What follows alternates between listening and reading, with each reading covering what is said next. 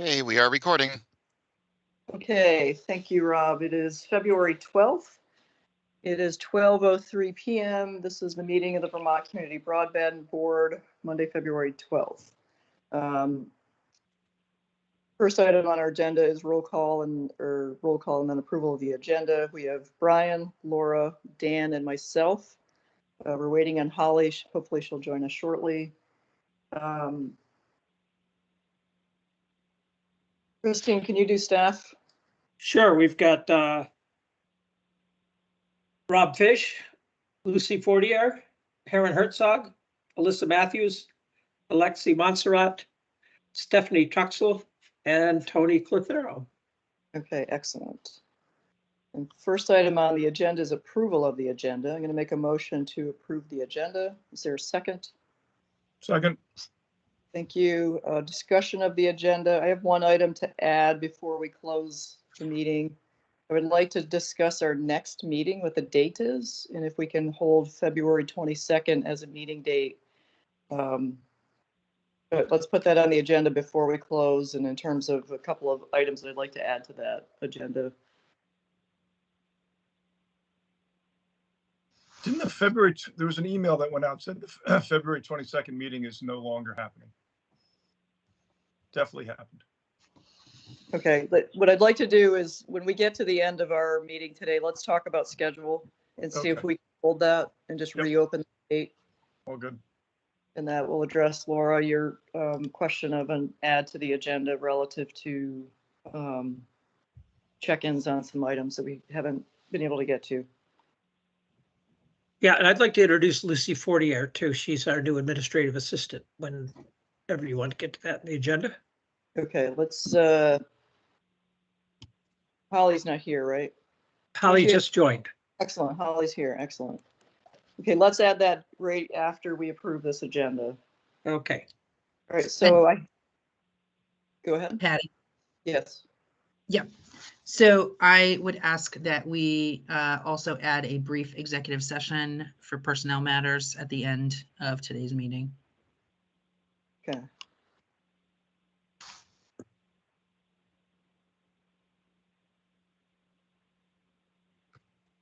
Just adding that to my agenda. Okay. Thanks. So with those two changes to talk about the next meeting of the VCBB, and we'll have a brief executive session at the end before we adjourn. With those two changes added, we have a motion on the floor. I believe we were seconded. All those in favor of the Holly has her hand up. Holly, sorry.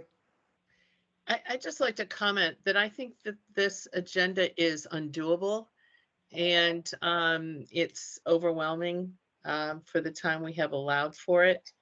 I just want to note it's too much.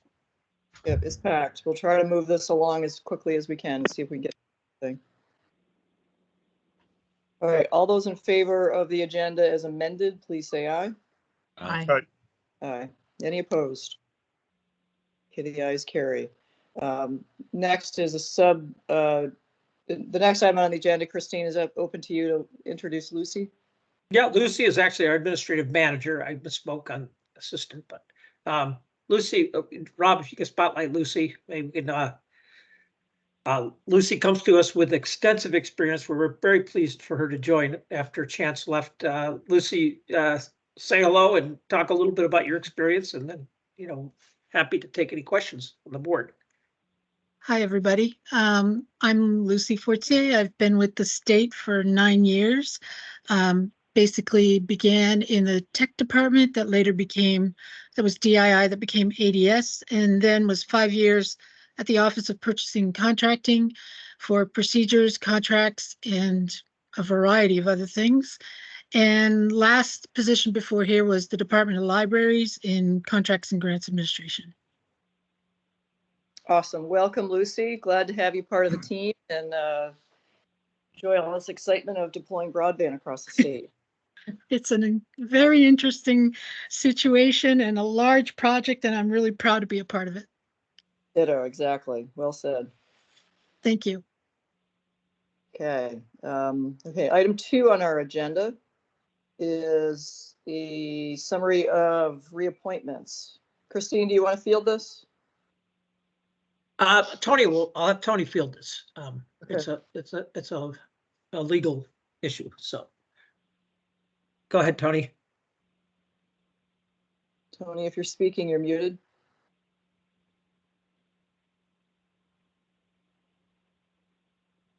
Well, if Tony can't take it, I'll be glad to take it. Essentially, essentially what Tony has said is the board does not need to approve the reappointments. That Laura has been reappointed, as well as Holly. And I congratulate both Laura and Holly, and welcome to another couple of years on the VCBB. And the only thing you need to do here is re-elect a chair. Okay. Dan, are you willing to serve as vice chair?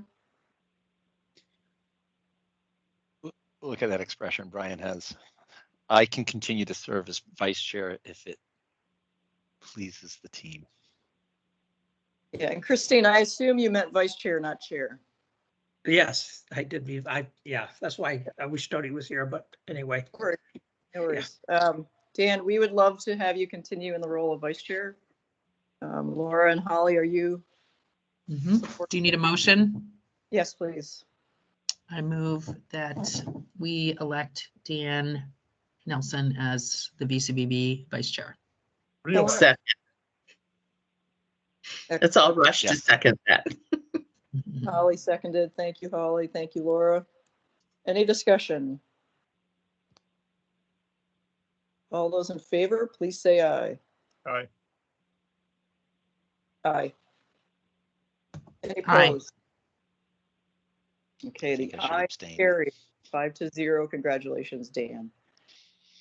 Okay, item 3 on our agenda is public comment.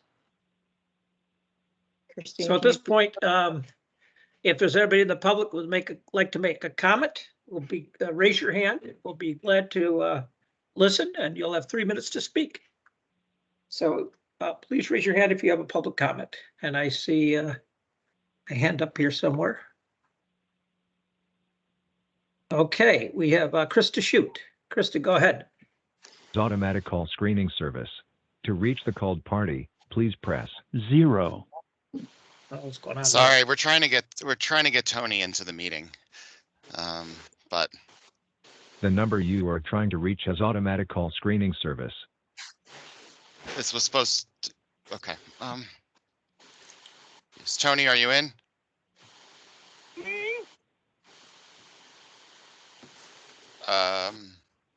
should we call 911? Yeah. I don't know. That didn't sound good. No.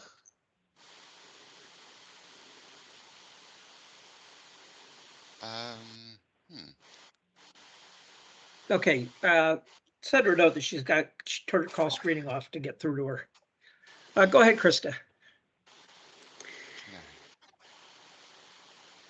Okay, so a couple of different items. One, appreciate that that there's been a lot of work done on the policies, and that there was also,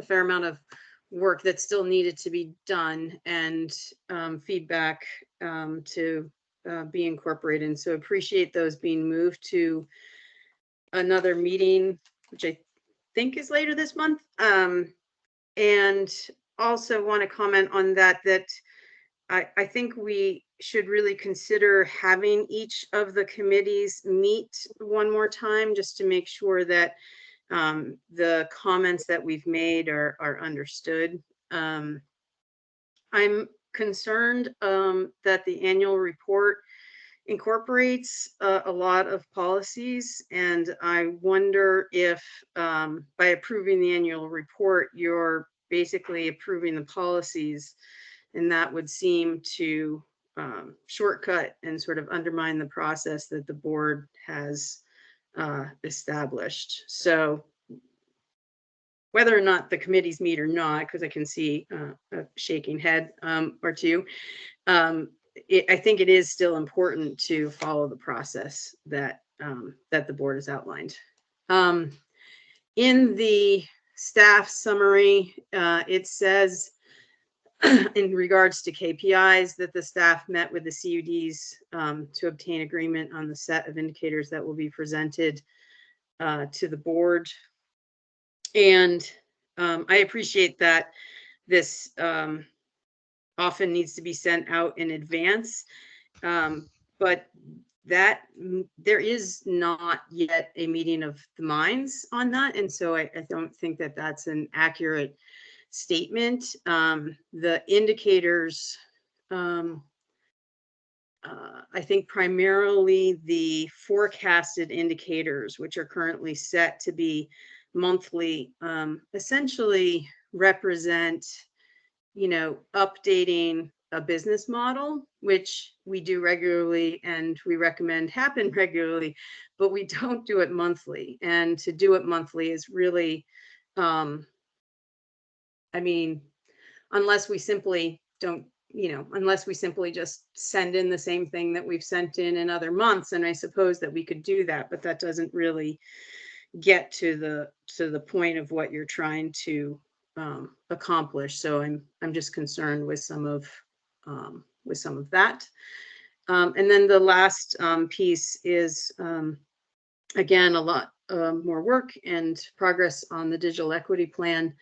It will note that it still has the 1%, and I just really think that that is setting an expectation for communities that isn't in line, and I'm not sure the value that we get to by perpetuating that. So thanks to the staff and to the board for your work. Could I ask Krista a question to clarify the 1%? I'm not sure I connect with that. So the plan indicates that the national, you know, report done by I think the Benton Group indicates that broadband shouldn't cost more than 1% of your. Yeah, we Right. removed that, by the way.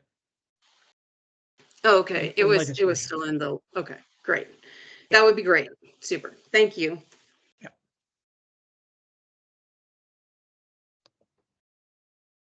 Yeah, and I should say we met with I didn't say the CUDs all agreed, but we'll get to that when we get to the KPIs.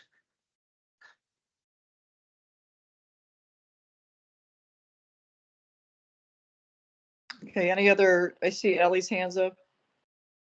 Yep, I guess I'm next. Good afternoon, everyone. And yeah, I actually want to repeat a couple of the points that Krista made. So thank you, Krista. I do look forward to the KPIs discussion, and maybe I missed it, or maybe I entirely missed the meeting, but I also don't recall having that discussion with staff about the details of those KPIs. Yes, I'm very glad that 1% was removed, because the summary of public comment said that it was not removed because it was that would then be inconsistent with the BEAD plans that were submitted. But on the point of digital equity, I actually want to make a slightly separate point, which is around the importance of setting expectations. So I was initially a little bit surprised to find out that the NTIA public engagement process does not include publishing the final draft of the digital equity plan as submitted to the NTIA prior to curing. I think in the spirit of managing public expectations, that does make a certain amount of sense.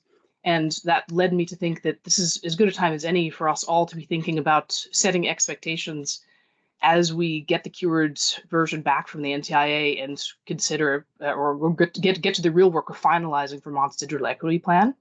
Because with the likely end of the ACP obviously being top in everyone's minds, I think that when you think about affordability programs, there's really two fundamental types of things. One is a program where you invest the money to set something up, which could last for the long term. And the other is where you set up a program and it lasts for as long as funding lasts, and then it goes away. So I think as we're thinking about digital equity in Vermont, there's a mix of the two. There's a room for both, but we should just be thinking about what balance we want as we finalize that plan.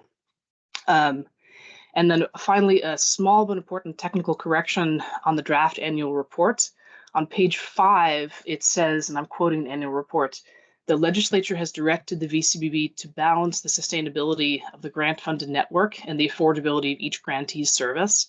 I don't believe this is factually accurate, at least not in Act 71. And so I think that that should be reviewed for accuracy prior to submission to the legislature. Thank you.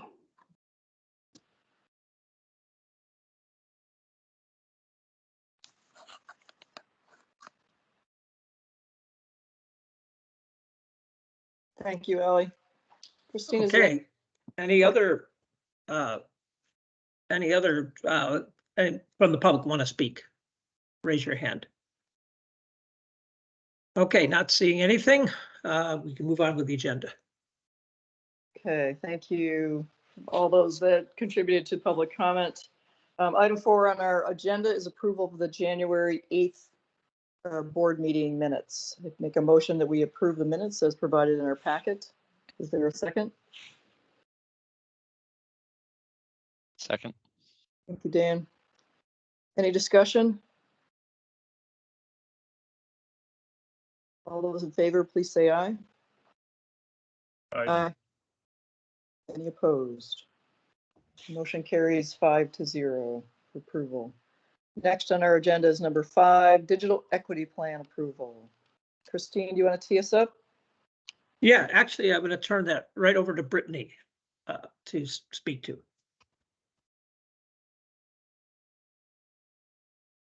Okay, good morning. Can you all hear me? Or good afternoon, actually, rather. Yes. Everyone's here Yes. with me. Okay. All right, and you can see my screen? Oh, Yes. okay. Great. All right. Well, happy Monday, everyone. So all members of the board should have received the final draft of the digital equity plan for your review ahead of today's meeting. Final draft being the draft that we are prepared to share and submit to the, or prepared to submit to the NTIA today. Oops. Okay. So today we're going to review what the, oh, I don't know why this keeps doing this. Okay. Today we're going to review what the digital equity plan is, what it isn't. We'll revisit the timeline we operated on from in the development of the, like during the development of the digital equity plan. I'll update you on what has happened since the last board meeting, review key elements of the plan, including a summary of stakeholder engagement, provide a summary of public comments received and how we implemented feedback we received during the public comment period, and what is next in the digital equity process. So the digital equity plan is aspirational. So it's our ideal vision of what digital equity will look like in Vermont and steps we'll take to achieve it. The digital equity plan is a part of the NTIA's Internet for All initiative. So the NTIA has requirements for specific content the plan has to have that has to align with the BEAD plan. So I consider the digital equity plan as Vermont's how-to plan. Like once Vermont is connected to internet, it's like the now what? And so the plan includes a digital equity needs assessment, asset inventory, and an implementation plan. The plan is written to prepare Vermont for NTIA grant funds for the implementation phase as well for the digital equity plan. So to further clarify, it's important to note that the digital equity plan is not a detailed work plan. It is not fully resourced yet, and it is not a policy that applies new requirements to any VCBB grantees. So here's the timeline that has been shared over the last several board meetings where we've talked about digital equity. We have made it to today, February 12th. So in this meeting, we are seeking board approval for the digital equity plan, and we'll be submitting the plan today to the NTIA. So after submission, the plan will be in a curing process with the NTIA for 45 days, which will end the period of performance on March 28th.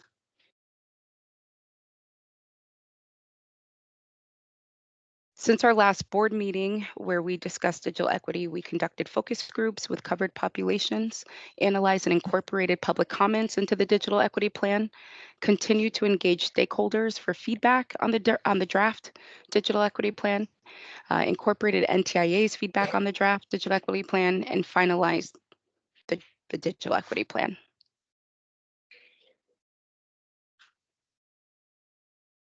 Now we'll go into key elements of the digital equity plan. So Vermont's vision is to ensure every individual in the state, regardless of identity, community, or economic challenges, has high quality, accessible, affordable technology resources.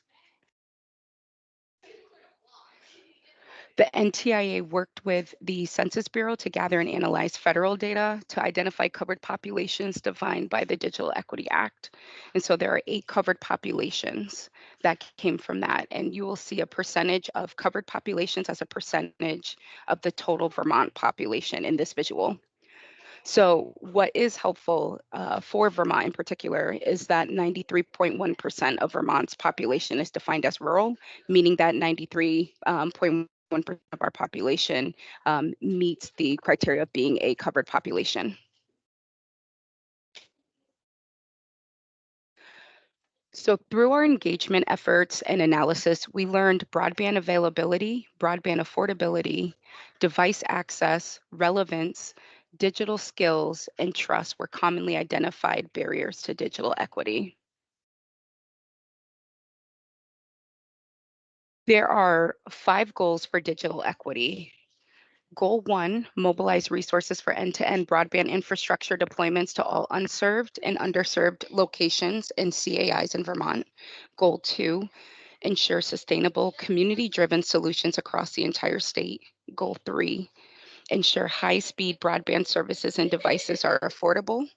Goal 4, empower Vermont residents, agencies, organizations, and businesses with the ability to use technology to study, work, communicate, and access health and other social services. And Goal 5, enhance workforce development for the broadband industry and the digital economy. So the next 2 years will have more tasks and or strategies to be completed. So in 2024, we'll obtain more data to further inform our implementation process. We'll know our budget and we'll begin implementing key systems to serve the implementation phase. In 2025, we'll anticipate that we have the systems needed in place to monitor and evaluate our programs and have a process and way to sharing our progress with the public. So these efforts will continue ongoing with us having a most complete understanding of our progress, efforts, and successes and learning by 2028.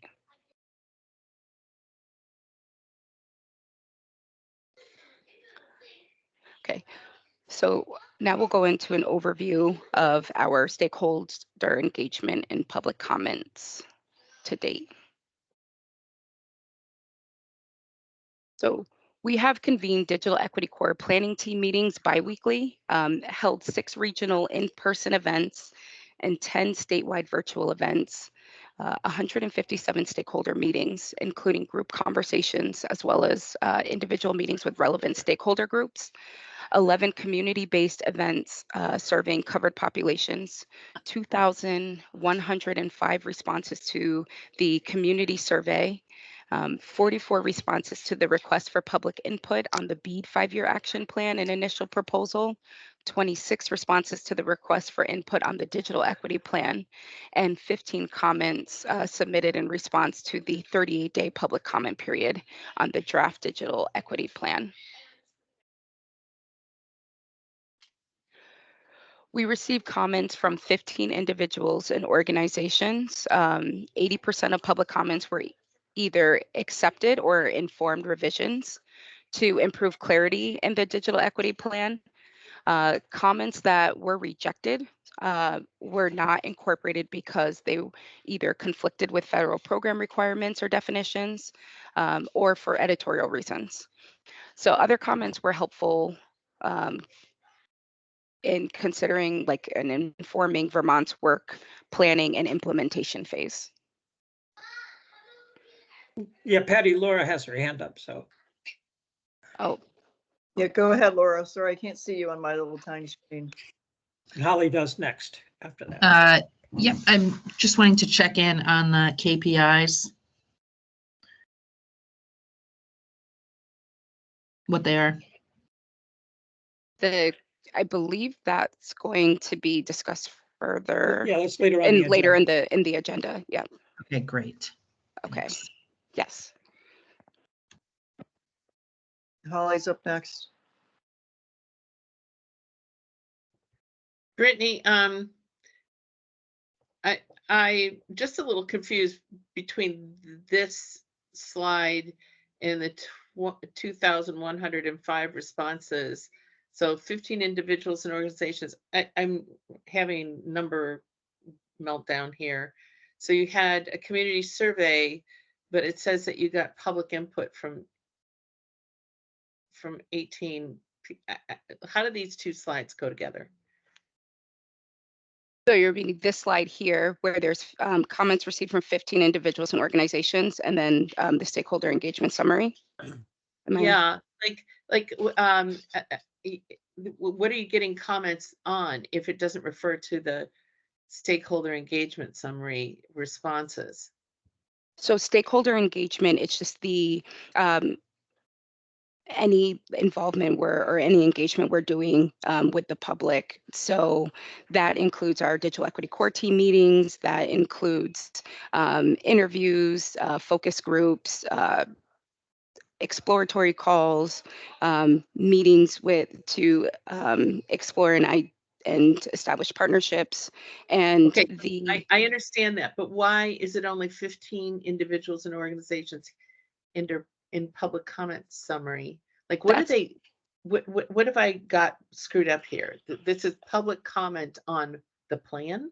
Yes, on the plan. So this was the public comment period. So we received 15. Okay. So this is a subset of everything that happened above. Yeah. No, this is a public comment summary, and then there was stakeholder engagement. So there's a public comment period where this is what we received when we posted the plan, and we're open for feedback. We received feedback from 15 individuals and organizations. So then the stakeholder engagement is separate. Those were efforts that VCBB and Vernonburg and NECA did to gather more information from the public ongoing. Okay, thank you. Yes. I will have comments for you on the plan itself regarding the digital equity core planning. Oh, I'm sorry, Holly, you just cut out. I didn't catch all of what you said. I said when you're ready. Maybe you're muted. Pardon? Can you hear me? I can hear you now. Yes. Yeah. I'll have comments for you on the text when you're into requesting comments on the text. Okay, great. And Brittany, this is Patty jumping in. And all board members, feel free to jump in, because with the, if you have a question, feel free to chime in. I can't see everybody on my screen, so if you raise your hand, I'm not necessarily being able to see that. Brittany, one question for you relative to comments in the public comment piece. Were all the CUDs part of this stakeholder process? So there's a digital equity representative from the VCUDA that sits on the digital equity core team. Okay. And then we meet, we attend a weekly meeting with VCUDA, and there are times where digital equity is brought up in those spaces too, where it's discussed. Make sure there was space and opportunity for VCUDA CUDs to chime in.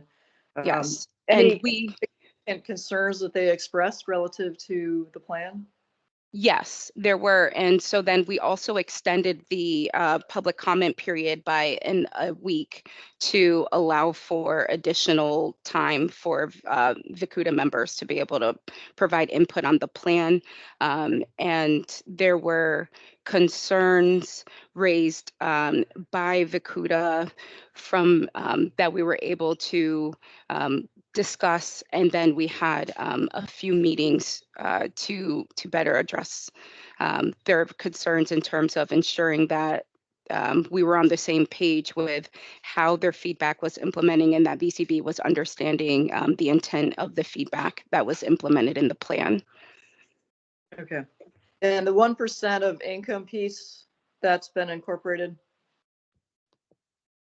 I'm not Yeah, I sure. think The one. well, our intention was to remove it, so we'll make sure we Okay. remove it.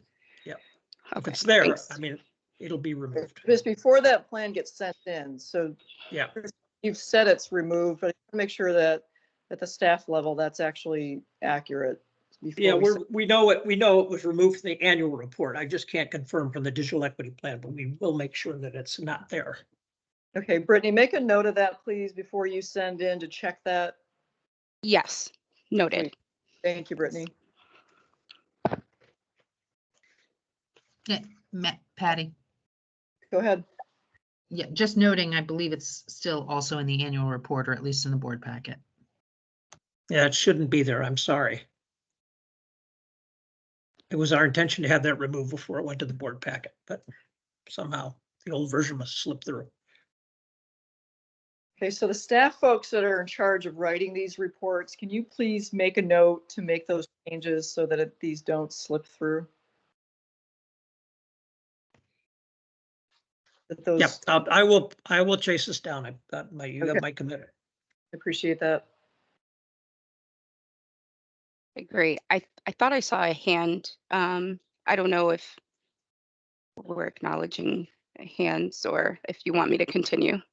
Oh, I see. My staff just clarified, by the way, that we changed that after the board packet. We got that feedback. The final version will be corrected. And final version is corrected, but I will personally make sure that that's not in there. We agree. Okay. We wholeheartedly agree with that statement. Okay. And Brittany, Bob. board members have their hands up only. If there's anybody else from the general public, we're not going to recognize that at this point. Okay, great. So I will continue if that's okay. Yeah, thank you. Great, thanks.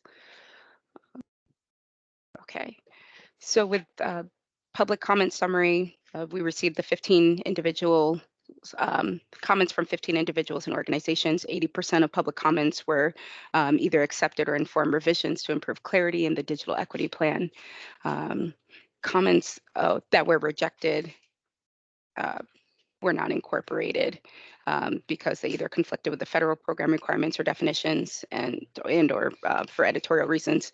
And so then the other comments that were given are going to be used in consideration in informing Vermont's work planning and implementation phase. And there we go. Okay. And so the changes that we made in response to the public comment period and to the input we received. So we gave more detail on data sources and limitations. We improved the current state barriers to digital equity.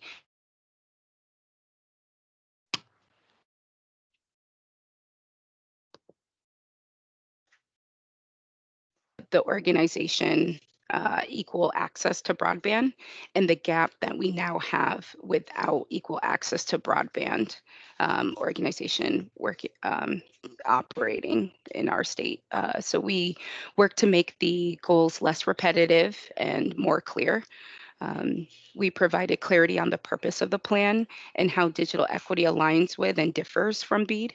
And we added E911 to the data sources for monitoring and evaluation. So in looking at what's next, and referring back to the timeline that I've been sharing, we are submitting the digital equity plan to the NTIA today, and it will go through a curing process with hopes to secure approval from the NTIA. The plan will go through graphic design for its final version, and will respond to forthcoming NTIA notice of funding opportunity for the next phase of funding when it's available.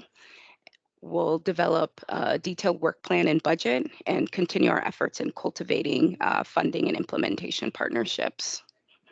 And we just want to let you know that this plan is not the last word. It's to meet the timeline that the NTIA has. But once that curing period is over, we will continue to take input and make changes as necessary. Great.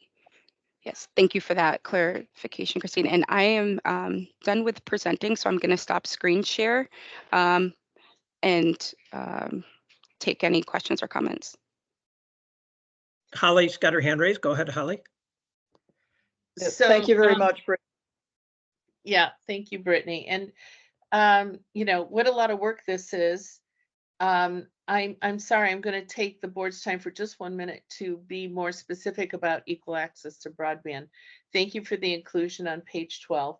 Our employee was one of the few people who actually spoke up in the digital equity core planning team in its early endeavors. And I thought it was important to recognize that role that EAB played in identifying the fact that it is very difficult for people who don't have digital skills or digital devices or digital resources to access subsidies through ACP.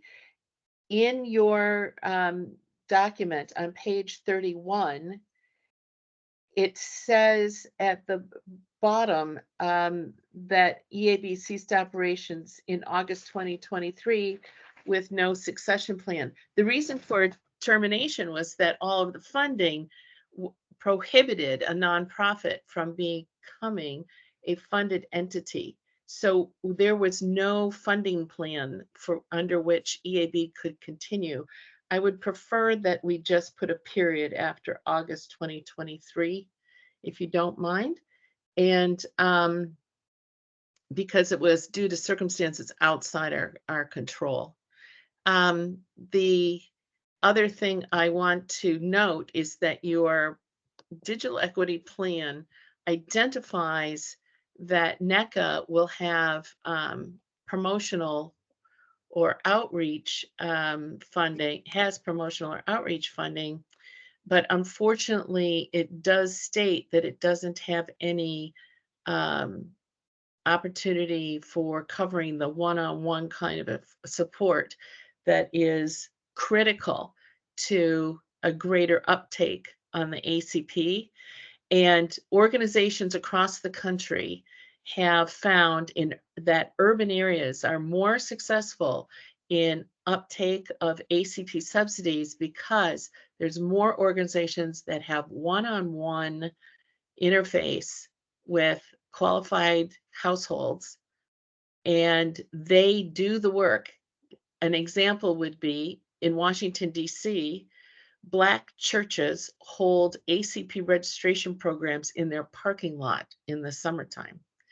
So I just am concerned, I'm just letting you know about this concern, that we've glommed together the personal assistance initiatives that are required to get ACP uptake and the general distribution of information about ACP. It's not the same thing.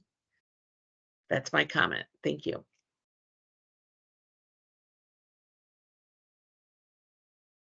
Okay, any other comments from board members?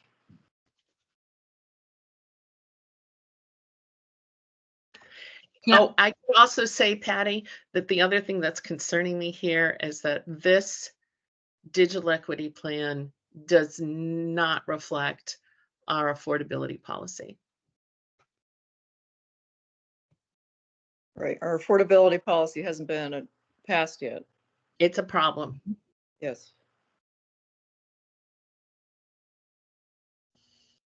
So Christine, are you looking for a motion to? Yeah, a motion to approve the submission to the NTIA. Laura, do you have a question? I do. We have no, like, this is the deadline. Today is the deadline. For the draft plan. Yeah, there goes good curing. We'll spend a month or so in curing. And so, Can I ask a qualifying question on Christine's comment? When you're looking at curing, are you curing just for NTIA comments on it? I don't think that's been the case, but I want staff to weigh in here because I want to make sure I'm accurate with the board. we do have opportunity to make other changes during curing, correct? Somebody speak up about what curing is. I know you're better.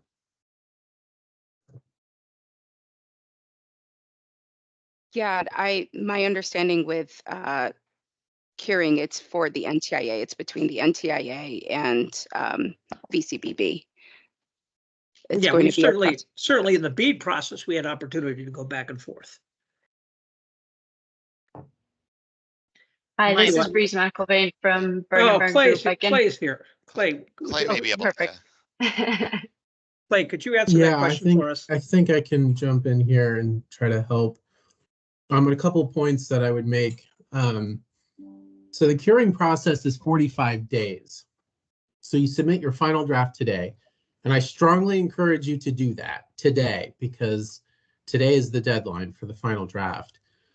We'll have 45 days to cure any issues with the plan leading up to when the final is due, which is on March 28th. During that period, I think it would be okay, and I'll double check this, but I think it would be okay to make certain changes, small changes. I think if you want to make large wholesale changes, I don't think we have the time for that. 45 days is not going to be enough time to make substantial changes. That said, the next phase of this project is the capacity grant. And during the capacity grant period, you can continue to make changes to your plan. And you can use some of the capacity funding, if you wish, to make those changes. So consider this a living document. This is an iterative process where you will be able to update your plan as your needs change throughout the course of the capacity period. And then if you get competitive grants further on down the line, it's my understanding that in that phase 2, you'll still be able to modify your plan as the situation and circumstances change. So I hope that's helpful. Thank I you, have a Clay. question. Very helpful. Yeah, Laura, you're up. Yeah, so very specifically, Clay, adding board policies after today is possible. The procedure of doing that, I think, is possible. Of course, if the policy is in conflict with the digital equity NOFA, which, I don't know what the policy is, so I can't comment on that. But procedurally, yeah, I think that's probably doable. Because we have, so let me ask you a question. We have, I guess it's, where's the greater risk? So we have a number of policies that the board and stakeholders have been working on that are not yet approved by the board. And so are we at greater risk for not being able to add those if we submit today, or are we at greater risk of a finger wagging from NTIA if we don't submit today? Which is the greater risk? I would not file I would definitely file your draft plan today. Okay. You will be out of compliance with your grant. The grant period ends completely on 3/28.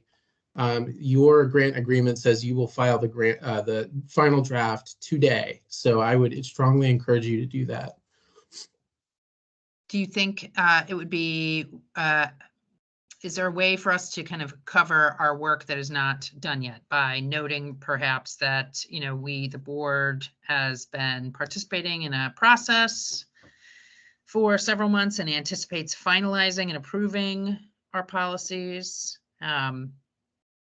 I think that's fine to incorporate a sentence or so that describes these things that are coming. Like I said, you do have an opportunity to refresh your plan during the capacity phase. So I'm not sure where I'm seeing the risk of. Laura, Yeah, would it, Laura, you bring up a really good point that we could add some very short verbiage into the plan that says we are working on several policies that will be passed within the next, hopefully 30 days. And this plan ultimately will incorporate those policies into it. Yeah, I feel like that's really, really important because these policies are really around accountability, which is a differentiator here in Vermont. And I would not want us to be unable to include those in our plan. Yeah, I think, may I suggest that we add a sentence and then that'll cause it to be discussed during curing anyway. And Yeah. these policies, of course, they're not for the CUDs. Yeah, they're, remember the digital equity plan is separate from a construction plan. Yeah, well, our accountability policies are not just for the CUDs either. Right, sure, yeah. Christine, let's add more than a sentence, though. I'm looking at something to put some teeth into it of exactly what's coming down the pike. Name the policies. Yep, we can do that. Is Tony on the call right now? Yep, Tony, you would take that? Tony, are you on? Yes, I am. Thank you. And yes, I'm happy to do that. I'm assuming that Tony would be the drafter of this language.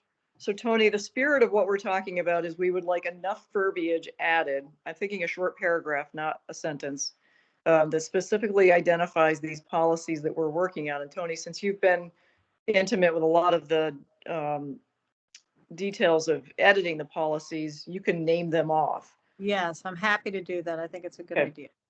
All right, let's include that in this final draft for submission. Patty, should we give some indication of when we expect those to be approved by the board? The policies? Yeah. Yeah, I was actually hoping they were going to be on our agenda this month, but they're not. They're in our reports instead. Right. So I will push that we bring all policies to vote next month.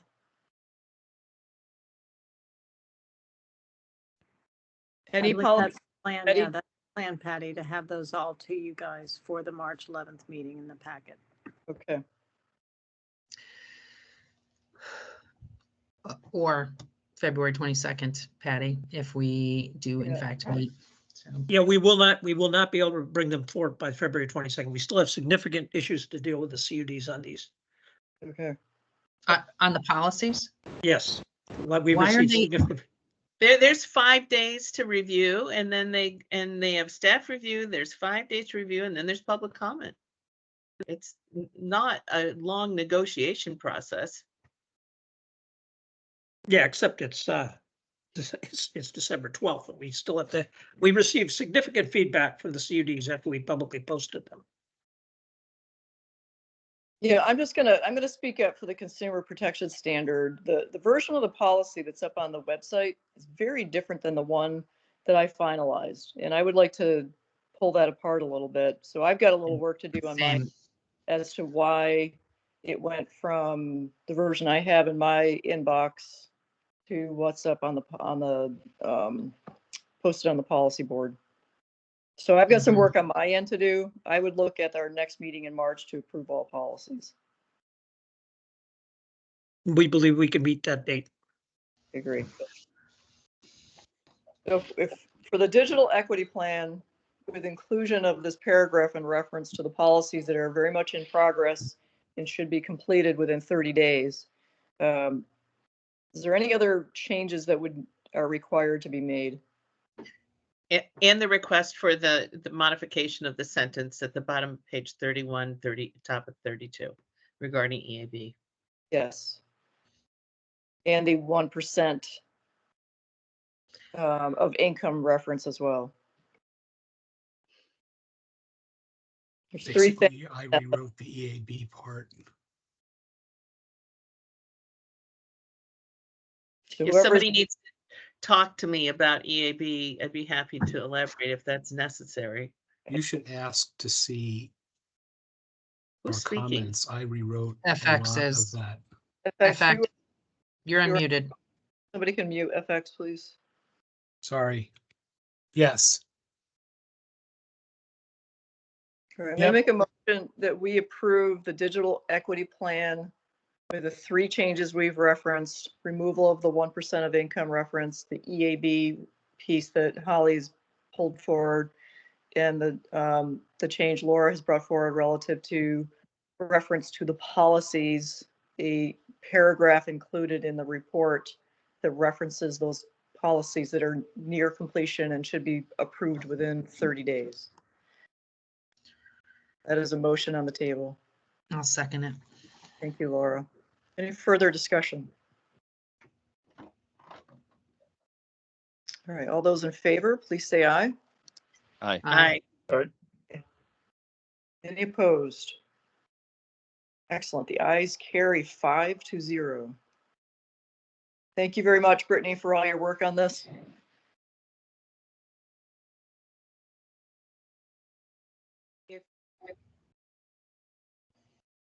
Okay, that closes out digital equity plan. Anything else, Christine, on that? No, thank you. Okay. Let's move on now to number 6, presentation of GIS performance monitoring services based on Ookla data. Yep, I will take that one. Can I, before we leave the digital equity plan, I think there's something that a logistics problem we're going to run ourselves into. So we're going to pass policies by the March meeting. And I heard Clay say, and thank you, Clay, for speaking up. I heard Clay say that there was, I think, 6 weeks of review with the NTIA on this draft policy. So that means there'll be a 2-week window, plus or minus, in which we can modify the final digital equity plan, and it won't go to board review. So Patty, I don't know if you want to encourage staff to modify the digital equity plan for our review in the March meeting or not. It could, to be consistent with the proposed approved policies. I just don't know what else to do. It's kind of, it's wonky. Yeah, well, Clay, I think, again, we'll need you to weigh in here because I don't think we can, quote, modify the plan. But I'm not sure what, what you really. You can make. We just you can advise. Well, let me finish. I believe the answer is, we'll follow your directive for negotiating with the NTIA, but the NTIA has final say. Is Clay still here? Clay, are you still here? Yes. Jump in here. If we do what we've just proposed.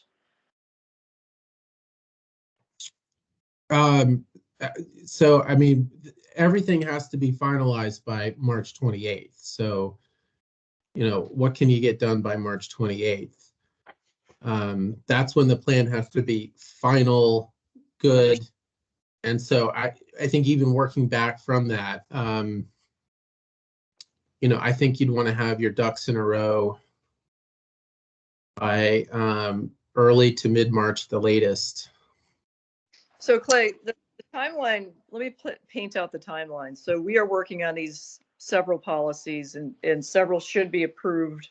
I'm anticipating several approved at the March 11th meeting. If we include this paragraph in the digital equity plan that we're going to submit to NTIA tomorrow or whenever our deadline is. Today. Yes, please submit it today. Okay, reference today.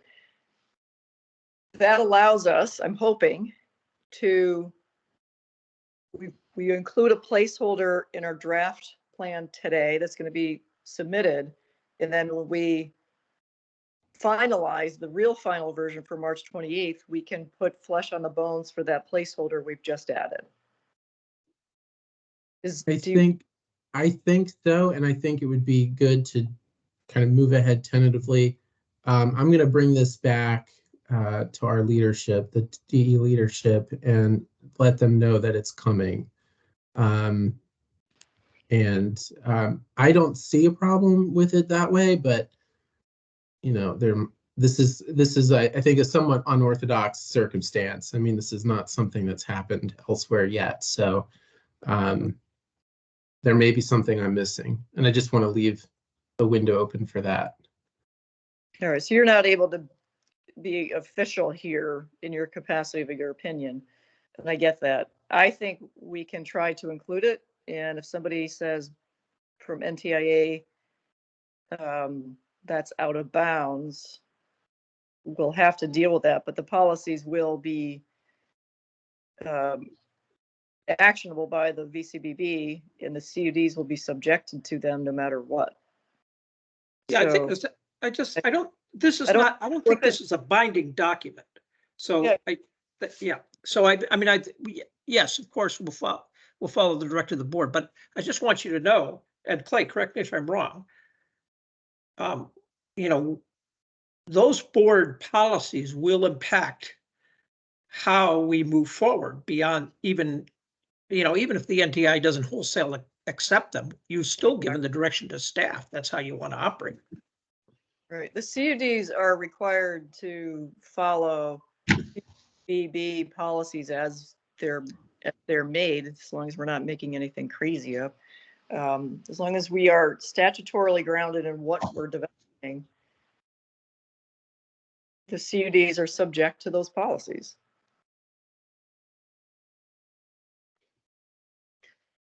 Patty, can I just put a footnote in what you said? Sure. Grantees are subject to policies that the VCBB adopts that apply to any of their grant programs. And if it doesn't, if there's something in a policy that is inconsistent with BEAD, then it may not apply to grantees for purposes of BEAD funding. Yes, that's better said. More articulate. Thank you. And I'm responding purely for the purposes of digital equity, which is due today. So, and procedurally, because I don't know what they are. So, my kind of take action item out of this is to take your question and present that to our leadership to make sure that they understand it's coming and that this might be an item that will be a further redraft of the plan. And like I said, I think that's probably okay, but I say that not knowing what the policies are exactly and kind of what the totality of the impact on your DE plan will be.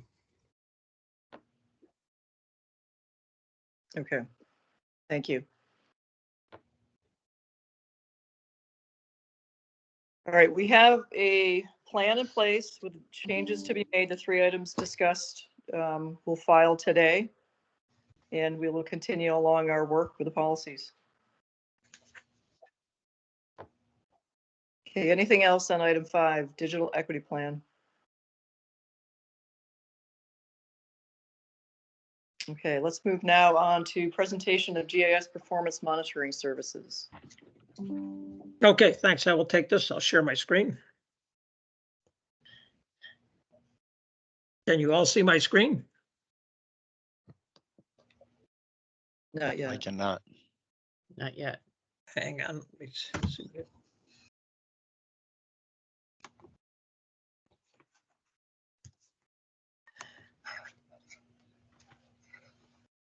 Okay, can you see it now? Yes. Yeah. All right, so this, you know, we'll get into the KPIs the next slide, but this is a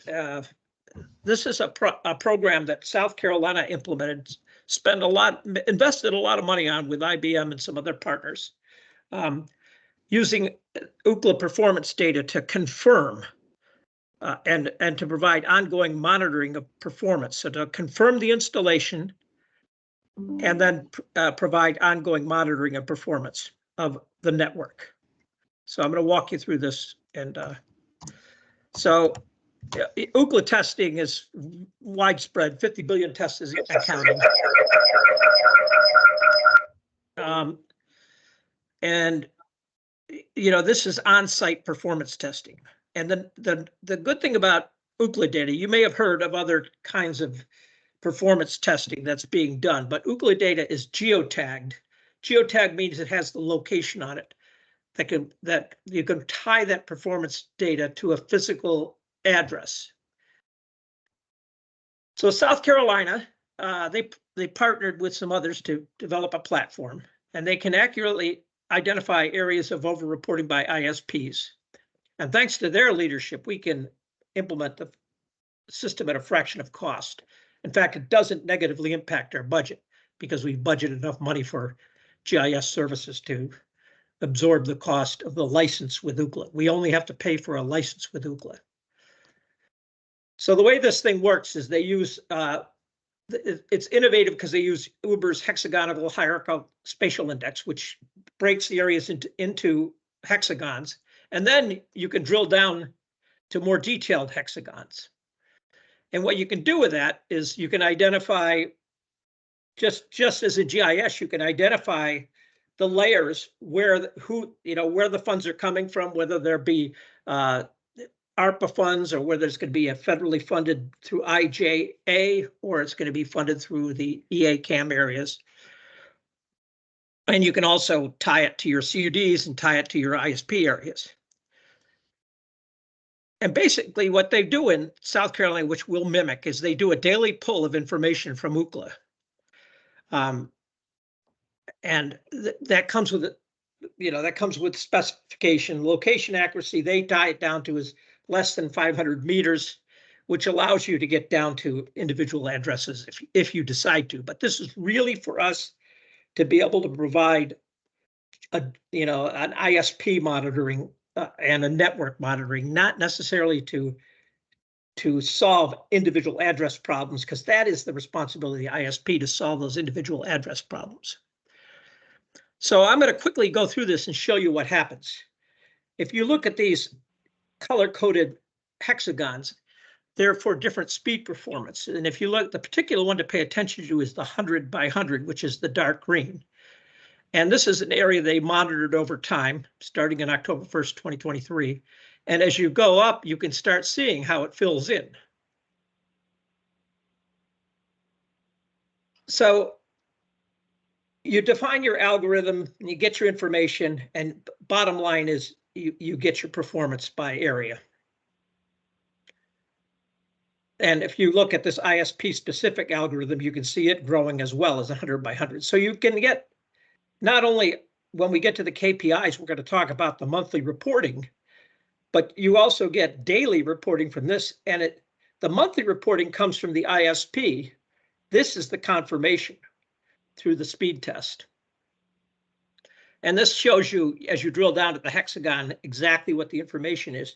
You don't need to see that detail for this presentation, but it just shows you when you click down to the hexagon, you can actually see what the detail of the speed test. And that, gives you an idea, again, how the ISPs are doing.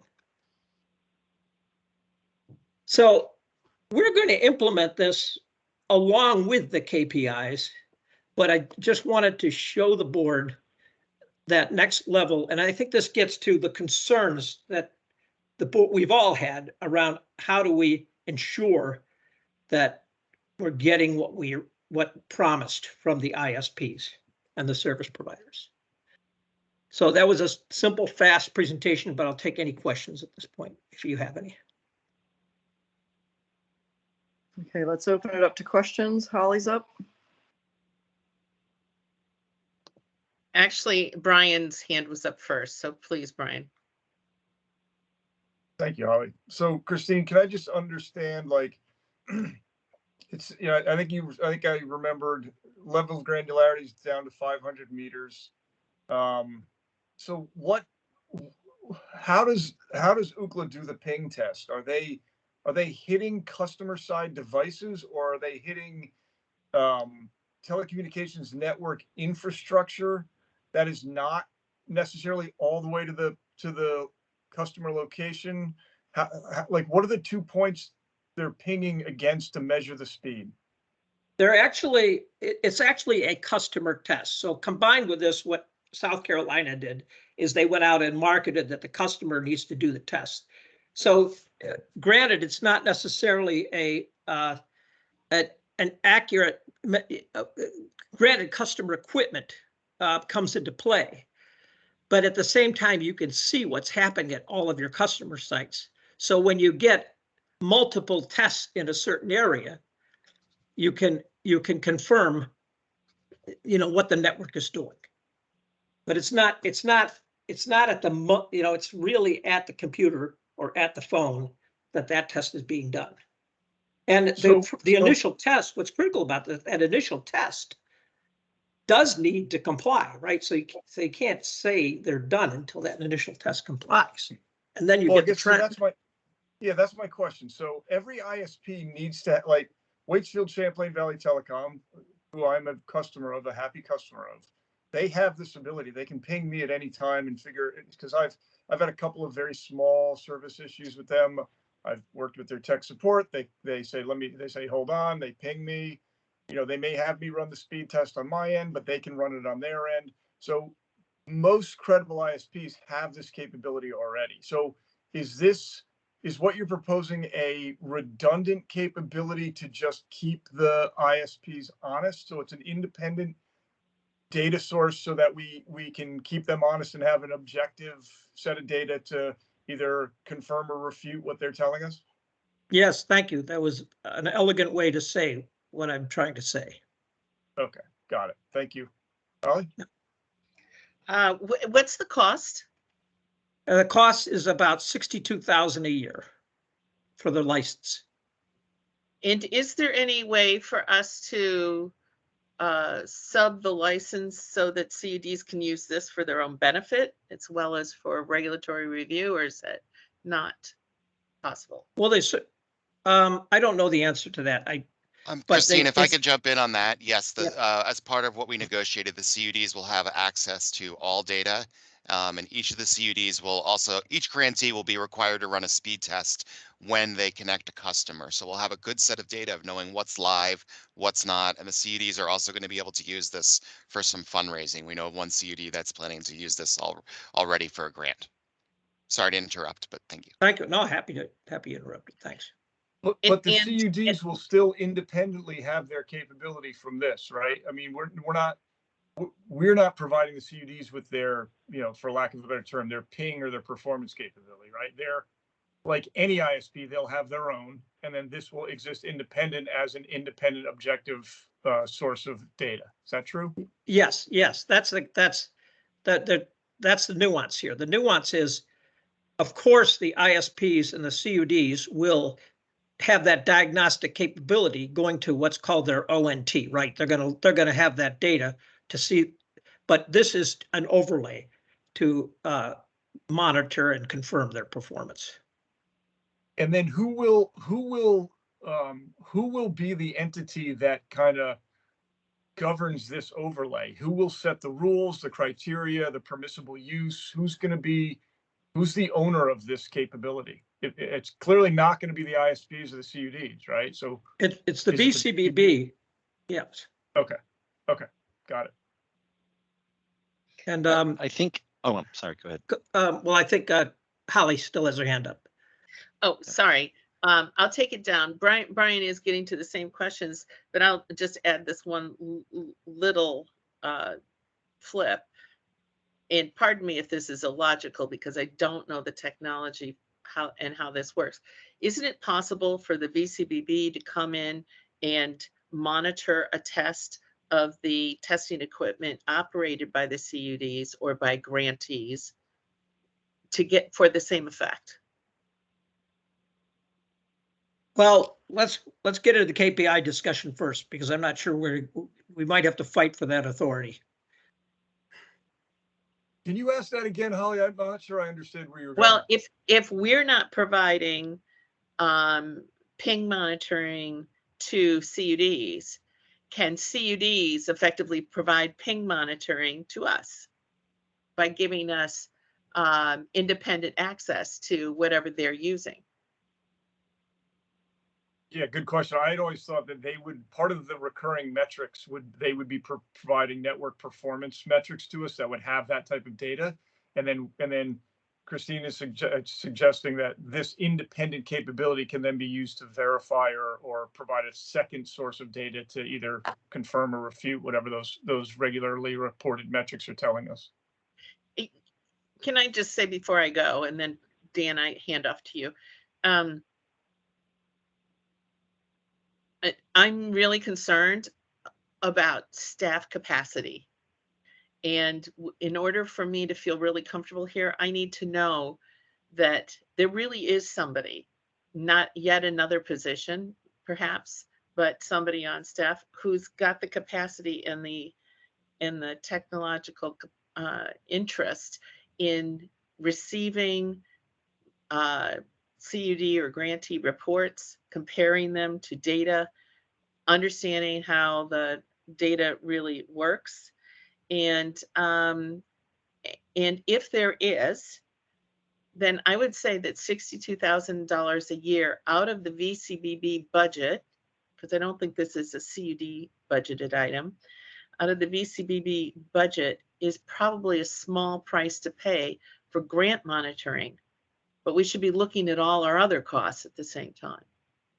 Yeah, let's hold that question for the KPIs, because I think it's related to the KPIs as well. Dan's got his hand up. To start, I think this is probably a good place to have another eye on how performance is going. But the challenge with Ookla is you're also measuring the homeowner's network. That's an impediment that's involved in there as well. So it's not ideal, but to begin, I think it's probably a good measure. Sustainability on this, I kind of question, like 1 year, maybe 2 years to see how things are going. But at what point do we back out of funding something like this?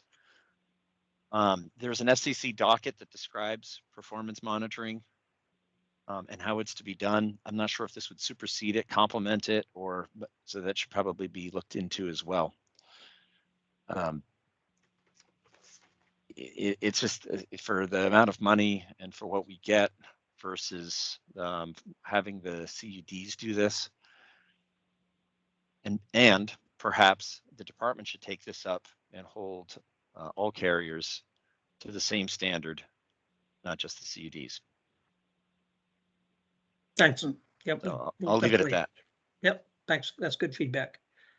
And I'm wondering if we want to change the agenda and go into the KPIs next, since they're related, or shall we just go to the? That makes sense to me, because I think they're so related. And again, Christine, this is a 62,000 gets you access to an application platform, or is this a service that is being provided?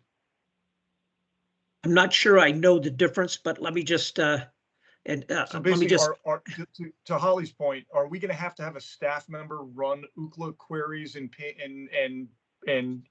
discoveries and inquiries, or does either IBM or Ookla or somebody else like do this as an outsourced service, as a managed service back? Yeah, we do. The inquiries there'll be scripts that are run automatically, and Stone Environmental is developing those scripts. Got it. Okay. Well, actually, you mimic mimicking those scripts, but yeah. So we're already paying Stone to do something on this. Yes, we've started the process. Because it's within budget. It's within budget. But this is an add to the Stone scope, right? Yeah, but we budgeted in our original budget. We've got plenty of budget. Yeah, I'm not talking about budget. I'm just talking about scope. So this. Yeah, it's added to the scope. Yeah, yeah. Okay, that's fine. Yeah. Christine, this company Ookla, are they a private or public company? They're a private company. The data that they, the data but if that you they Google them, it's. Hold on. Sorry, go ahead. Hold on. The data that they, who owns the data? We will own the data. I don't want to get into a situation. We need to have appropriate protections. If we're going to get into a contract here, consumer protections that data is not sold. I support the concept of having a private test on speed testing, no problem there, but I also want to make sure that consumer data is not somehow opened up here and being sourced out to other places. We need to have appropriate protections in a contract that any data that is obtained through this process by the private company cannot be used for anything else other outside of they can't use our data, period. Okay, I'll let Tony follow up with it. Ookla is a division of a publicly traded company on NASDAQ. Okay, I would like not to have them be basically data farm our consumers here in Vermont and find information and sell that for other purposes. I don't know the answer to that, so we will follow up on that. Okay, I will not approve a contract without a clause in there with consumer protection included. Okay, well, we'll come back to the board if that's the case. Christine, can you clarify how this selection of Ookla came about? Because, you know, there's other companies that do this. Well, it's been a discussion at the State Broadband Leaders Network, and they're the 40. It's actually the majority of the states. 46 of the 50 states are using Ookla for this reason. It's the other. First of all, there's 2 points about Ookla that are important. What the other MLab test, which is very common, the problem with MLab is when you do a test, it tests your ping from your computer to wherever you're going. So, you know, if you're going to a site in California, it's going to give you the speed to that site, which doesn't give you an accurate reflection of your local network. What the Ookla does is it pings to what they call the Internet Exchange Point and back. And it's the only data that is geotagged, meaning the other data you can't figure out what location is. So it's because they've got such a unique profile, that's why the states are choosing them. It's valuable to know that it's a common vendor. It's very common. Yeah, I think if you do your Google research, you'll find it's extreme. It's one of the most used speed tests, and there's a reason behind it. Yeah, and I would support this company, like I said, because they're able to obtain information at the specific homeowner site. They basically enjoy a whole bunch of data from that. You know, it's just like our phones now. Anytime we allow our phone to be public with an application, we get data mined out of that process. I don't think that we should be allowing Ookla to do any data mining if we have a contract with them. Yeah, to be specific, I think the question, let me just reflect back what I think might be the question. Because this data is publicly available, but it's anonymized publicly.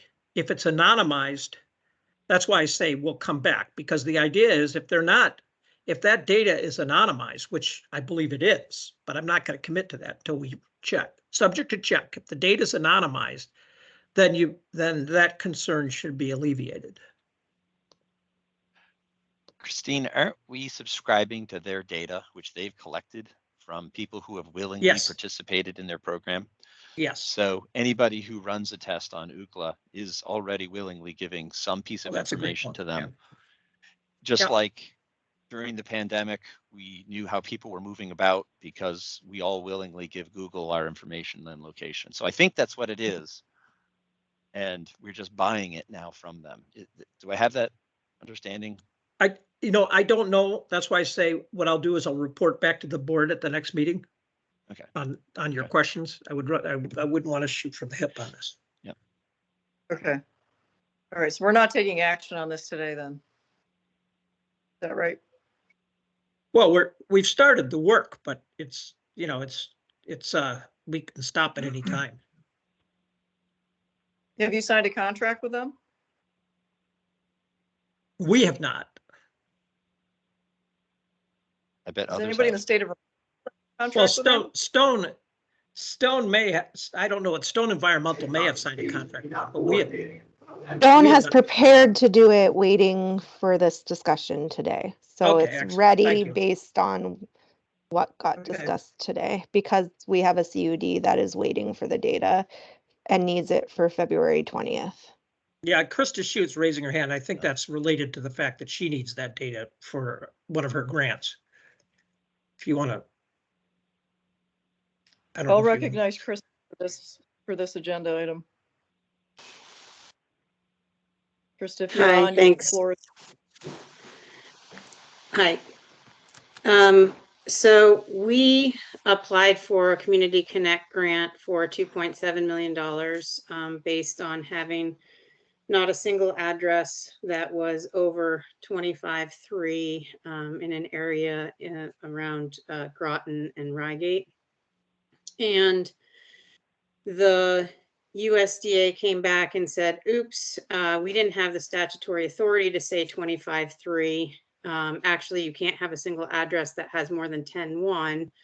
And if you do, then your application gets booted. And since we have to redo this, we're putting more money in the grant program, but we're making everybody reapply to do 10.1. Well, as you know, we all have information that is it over 25.3 or under 25.3? We don't have information as to whether it's over 10.1 or under 10.1. And there's no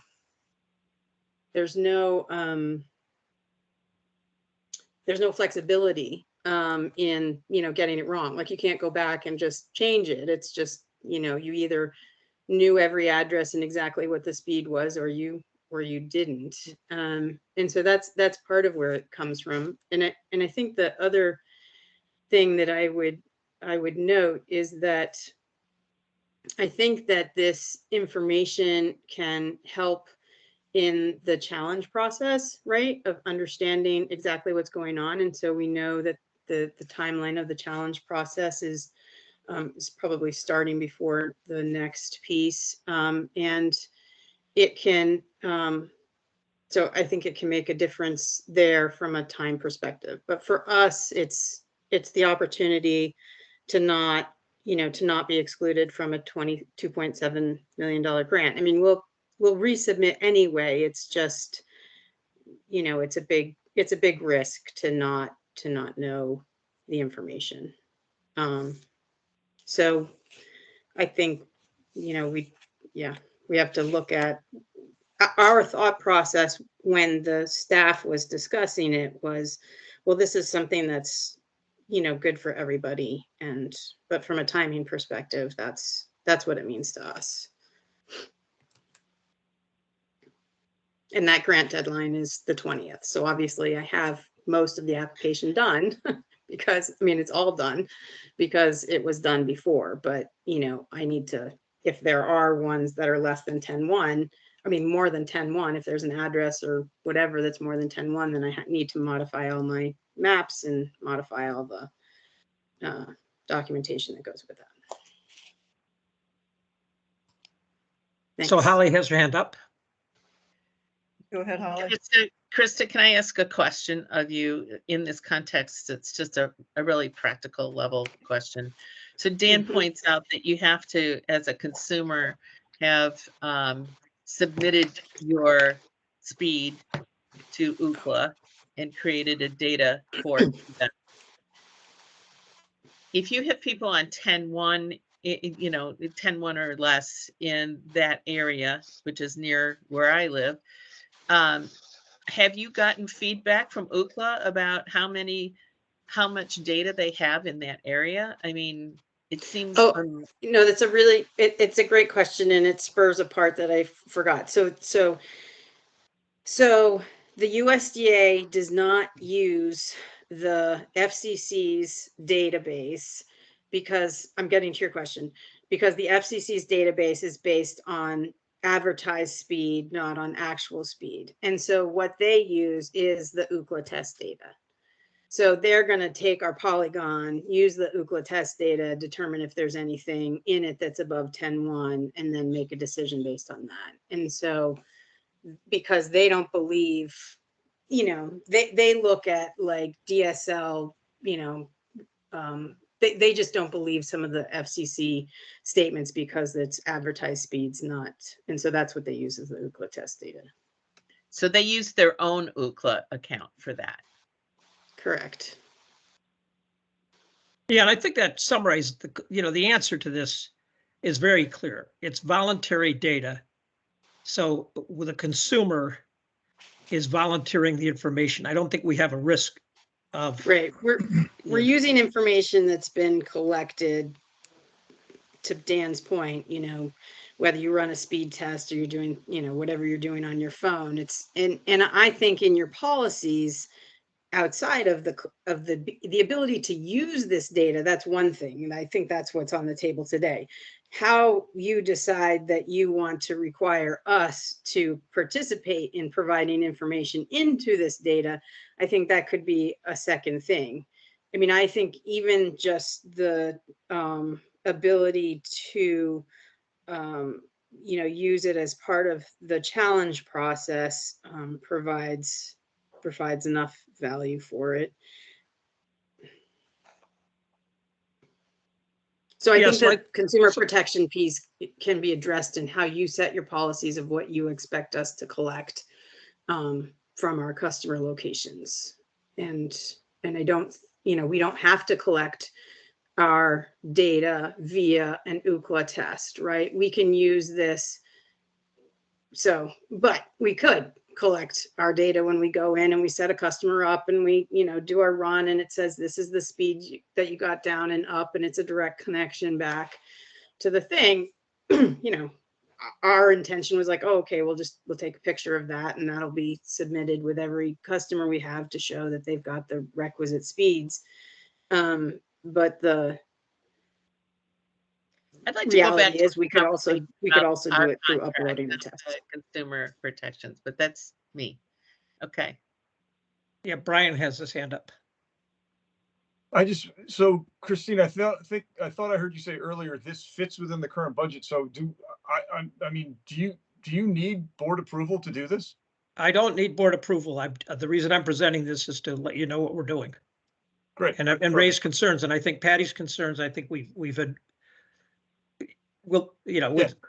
addressed. So I'm just going to remind you, Act 71 provides, and this applies to internet service providers, not this entity Ookla, that the internet service provider must meet the net neutrality compliance standard listed in 3 VSA section 348. The consumer protection policy that we're working on will include reference to section 348 of VSA 3.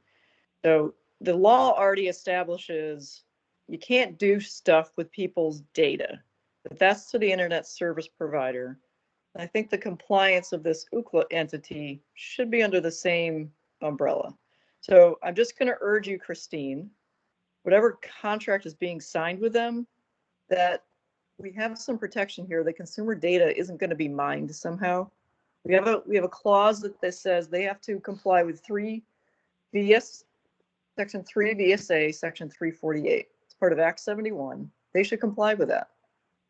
Yeah, we will ensure that. I just saying if you're providing voluntary data, that means you've agreed. So that's the fine point here. I don't want to find us in a pickle later on.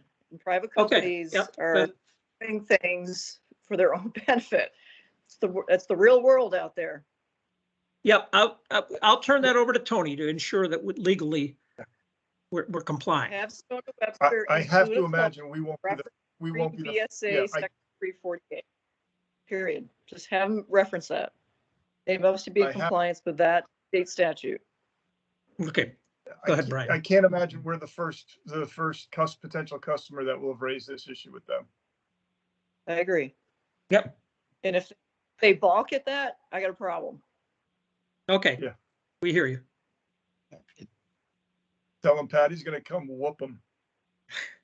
Well, she'll probably whip me first, but I'm going to have 26 dogs run them over. Yep, exactly. They're not going to like it. I probably have more fear of Patty than they do, so. All my shots, don't worry. Only because you know better. Yeah. So shall we move to KPIs? Sure. So I'm gonna share the screen. Now, one thing I want to clarify is the the individual CUDs have been met with. Alexi is meeting with the individual CUDs. What we're getting is they don't agree with these standards, but I'm going to tell you as a board, I feel strongly we got to get these in place. And well, that's the discussion I want to have.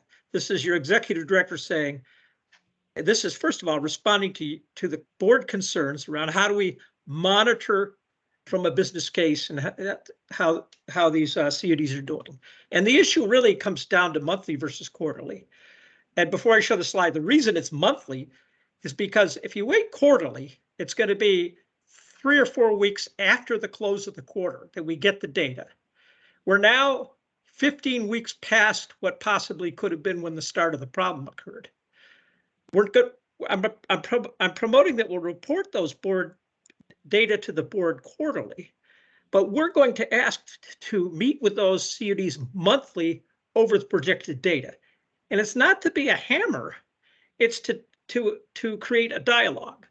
So the feedback I'm getting is, and I read I apologize that I may have given the impression of agreement. I was reading my notes and I said, we met to achieve agreement, but we did not get agreement. And I don't believe we will get agreement. So let me pull up that, share my screen and talk about the measures. And of course, this is really going to be up to the board because I do think we're going to get some resistance. Can you see my screen? Or did I do it wrong? Why don't you put it in presentation mode so we can see it bigger? Yeah, sorry, I keep doing that. So I don't understand. You're going to tell us why there's 2 bands here that say the same thing. Because one's planned, what's actual. And my point being, sorry, I missed that. And that becomes the real stickler, right? The planned, and what I've told, the feedback we've given to some of the CUDs, and I said, we're going to bring this to the board. You know, the feedback is they can give us their quarterly estimate and we'll look at it monthly with them. You know, so for example, yes, lots of things change from month to month in terms of the miles that you're building. Understand that. You get a big snowstorm, you get a big, tornado in the summer, it's going to set somebody back. But at least this enforces that we have the dialogue on a monthly basis with every CUD on this data. So what we're looking about, both planned and actuals, is what are the expenditures? What are the miles built? What are the construction miles? And lit means that it's tested and ready for drop connection. Construction means it's in the air, but not necessarily lit. Planned number of eligible addresses with access to service. Planned number of passings, addresses with access to service. And then the planned passings that are lit, cumulative total customers. So those are simply what I believe we should be bringing to the board. We should be monitoring monthly and bringing to the board quarterly. I believe those are, by definition, the key performance indicators. And I'm going to stop sharing my screen because I see there's some dialogue already. Okay, Holly's got her hand up. All right, Holly, you're first. Okay, I have 3 levels of comment. First of all, I chaired a committee that talked about reporting criteria. This is not consistent with that policy report. It's actually looks more detailed than the policy plan that was submitted. Now I'd like to say, secondly, that I don't see where even the planned reporting ties off with the business plan that was approved for the grant. And so in my mind, what would be a beautiful world is if staff took the business plan, and I'm saying this not really keeping it and not having a visual on what those business plans really amount to. But we approved a business plan, and the actuals should tie off to the business plan, not to what was stated to be planned. So the actual compliance is the business plan. The third thing I would say is there's some definitional questions here. And I'm really wondering whether, we could reduce the burden on CUDs by not doing this in such a granular way. These are all, you know, common terms in the industry, but still, you know, ready to be tested, in my mind, is not very meaningful. I think it's either lit or it's not. And the word access continues to plague us everywhere. We say something has access, and do we have consistency in a definition that says what that means? Is it within 400 feet of the fiber run or what? So those are my 3 layers of questions. Well, I'll take your third question first. That's what I call an excellent question. Access, we're grappling with that because access for us right now is defined with 400 feet from the center line based on the PSD definition, but I don't think it gets to what your concern is, Holly. It's inherent in that, though. Yeah, right. So it's access. Access means we can connect a drop and light up the customer. But it doesn't mean that there's a roll of fiber sitting there. And well, it also doesn't mean that you know, if you've got an extended underground on a driveway, what does that mean, right? So that's an excellent question. Yes, and the definitions are important. Dan, you got your hand up? Yeah, I think maybe a compromise here is every other month, but I think a financial element here needs to be included because we don't see the burn rate of cash. So we don't have a leading indicator as to, are they going to run short? If you're burning it twice or, you know, 1.5 times your cost forecasted, you're just not going to make it to the end state for the business case. And so rolling in the cost component to the forecast and actuals will help us understand how they're performing. So we have an early indicator of, do we need to grant more money? Do they need to pull back? Are they going to pull back on service? I mean, there's a whole lot that goes there. Yeah, and that combines with Holly's other point, which I hear you, Holly, and it's a value-added point. There's the idea that we have a business plan. That was the intent. We did say, you know, what is their, we want their financial projections. However, they have to tie back to the business plan, as Holly's point. And that's our job to do. In other words, we have a higher level metric that we will be, to answer your question, Holly, about that. I believe what we should be doing is exactly what you said. Look at the business plan and see how their forecast and their actuals are going against that business plan. But for the record, I agree with Dan that if you don't have, you can't just have planned expenditures. You really have to have a burn rate, you know, and cash on hand comparison, I guess. Yep. Okay. So the issue of bringing this to the board is to really, we will finalize with the CUDs, but I hear the will of the board, and I feel personally strongly that we should be putting these in place. What do you hear, Christine, the will of the board is? I hear the will of the board is that these measures are correct and that we need to add some more, we need to tie them back to the business plan, and we need to put some financial measures in place. Now, let's start there, and then we could talk about the cycle. So does the board agree with that? I would, you know, this is, how many ways can you tell if there's fiber in the air? Let me count the ways. Well, it looks like there's 1, 2, 3, 4, 5 different ways. I would encourage you to simplify this down a bit to, you know, lit fiber and customers or something. I mean, I think I don't want to see us burn rate at the CUDs go into reporting if that granularity isn't really getting us an important early window into what's going on. One of the pushback we heard from the CUDs is they believe that I mean, you as a board may not want to see that, but as part of it, there may be more monthly indicators we have as we negotiate with the CUDs. But I'm trying to say, what's the minimum we need for the board? And what I hear you saying is, well, you may not, and I'd like to hear the rest of the board's opinion on, you may not want to know about construction miles. You really want to know what's lit. That's Holly's thought. Does any other board members want to weigh in on that? Lit and total cumulative customers, along with the financial metrics. Okay. Anybody else want to weigh on that? I mean, do I think staff ought to have a window on construction? Yeah. Okay.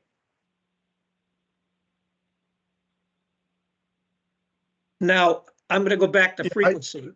Go ahead, Rob. Well, go ahead, Brian. But I guess let's not let perfect be the enemy of good. Like, I'd like to get something to start, right? I mean, we're largely flying blind right now, which makes me really uncomfortable. So I think we can chop this into 2 or 3 phases. Let's do something very simple, short term, that is not meant to be comprehensive and is not meant to tie out the business plans in their totality. And we just want to see what and the slide you had up earlier, Christine, I think is fine in terms of the planned and actual activities. But like, if we could get that on a monthly basis, ongoing for the first 6 months of 2024, and we can see kind of the changes month over month, that would make me feel a lot better. And then we could come back with phase 2, which is more comprehensive and more fulsome in terms of the metrics being reported and identifying whether we do that on a monthly or quarterly basis. I don't want to give the CUDs busy work to do, but some of the metrics on that slide, if they don't have them in hand right now, something's wrong. Like, they need to have those in hand today to operate at whatever level of maturity they're operating at today. So I don't think it should be a heavy lift to provide that. And again, I feel like we've been flying blind for way too long. Let's just get something rudimentary in place in the short term so we all feel better about what's going on out there, or at least our ability to know what's going on out there. Laura has her hand up. Yeah, so in terms of projections, are we just asking for, we wouldn't expect the projections to be changing month over month, right? We'd just be expecting the actuals to change month over month. So the projections, unless the CUD or comes forward, or a grantee comes forward and says, our projections have changed. But otherwise, we're starting from a set projection and then measuring month by month on. Okay, great. That's correct. Yep. Yeah, Brian, thank you for your comments. I really, that speaks loudly to me. I agree with you that these look reasonable. Let's get going and start monitoring and check in with the CUDs after 6 months or some period of time to say, how's it working? And we can reassess at that point. I am going to make this comment, though. I care about eligible addresses with access being defined as within 400 feet. I don't really care about so much about addresses with access. So that's because of the purpose of the grant. The number of customers does speak to revenue generation. And a lot of the CUDs talk about, well, we'll have so many customers that we'll be able to do XYZ next. So I think I'll leave it to you, Christine, but I think anytime we can simplify, it's a good thing. Okay. Thank you, Thanks. Lori. Yeah, I have 2 questions actually. So is this information that the board will be seeing in our monthly packets? The plan was to report it to you quarterly. If you want to see it monthly, that we can do that as well. But I think I believe we as staff need to be working on this monthly and this drives the monthly dialogue. I want to be careful not to, there's so many things that can change month to month. That's one of the concerns the CUD has. We understand that. Okay. And then my other question is, so who will report this for the Southern Vermont CUD? And I think the Southern Vermont CUD is done, so that, I think that's, but I'll confirm that. We expect it with all CUDs who are in construction. They can't be done because you don't have a measurement of whether or not they met their business plan. Well, we did do a 100% inspection of their system. Okay.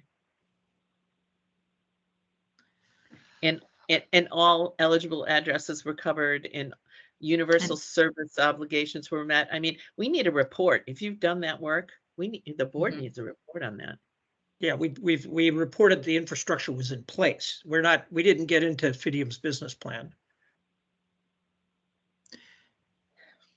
I don't know what you just said, but it does not sound like an answer to the question that Holly asked. Yeah, let me parse that apart. This really gets to access, right? The fiber runs by the addresses, and it's Fidium's job. It's their business plan. So how many people they connect over time, it really becomes their problem. It is actually, I'm sorry. I'm going to mute myself. I'd like you to continue, Christine, but I am shocked by what I'm hearing right now. Well, I don't think we ever, you may have expected, but I don't know how we would ever. I would like to hear from the rest of the board on this, because we essentially,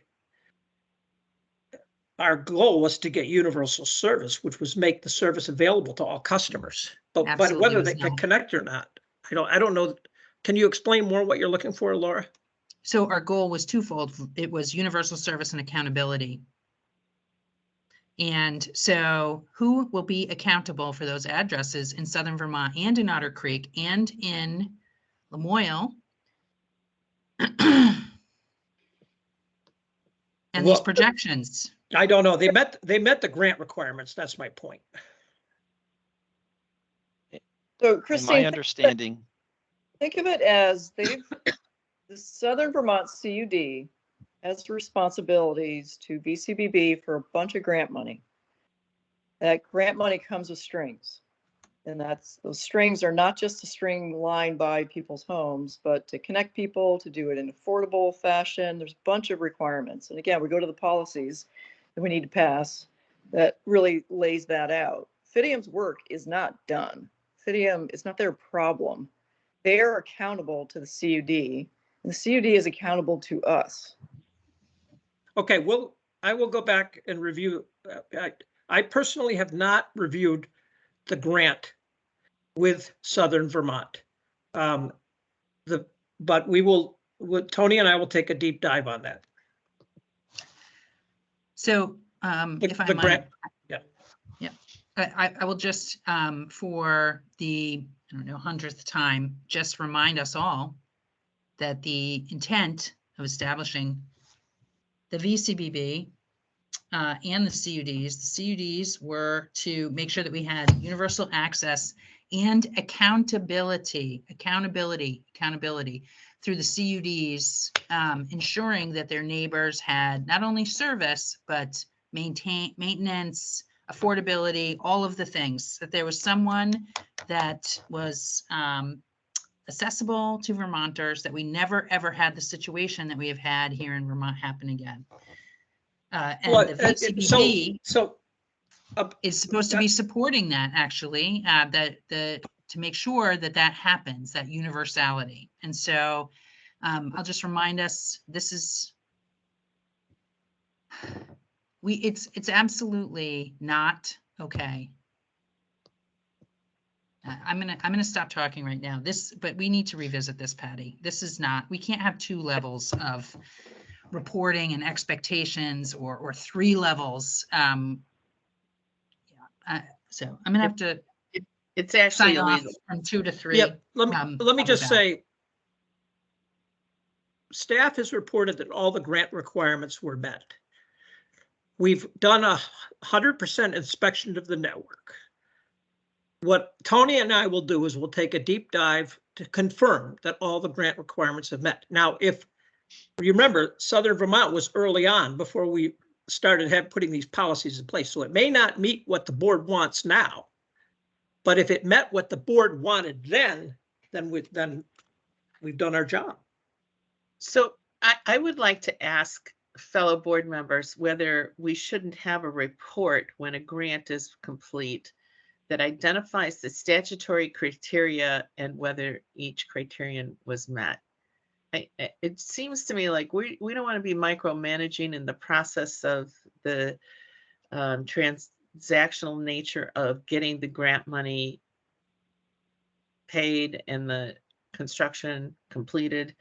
But I really feel strongly that when we've approved a grant, it ought to come back to us as, okay, it's been awarded and this is in compliance with the law and in the future with policy in this way. I mean, just a closeout report seems appropriate to me.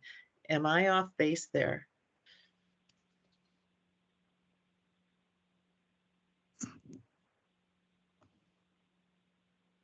I don't think so, Holly. Just like all the others. I'm guessing the auditor would probably like to see that. So I'm glad that you're working with Tony on that for, statutory translation for the criteria. And a business plan is required under 8086. So thank you for taking that on. Okay, you're welcome. We will follow up. Any other points to be made on the KPIs?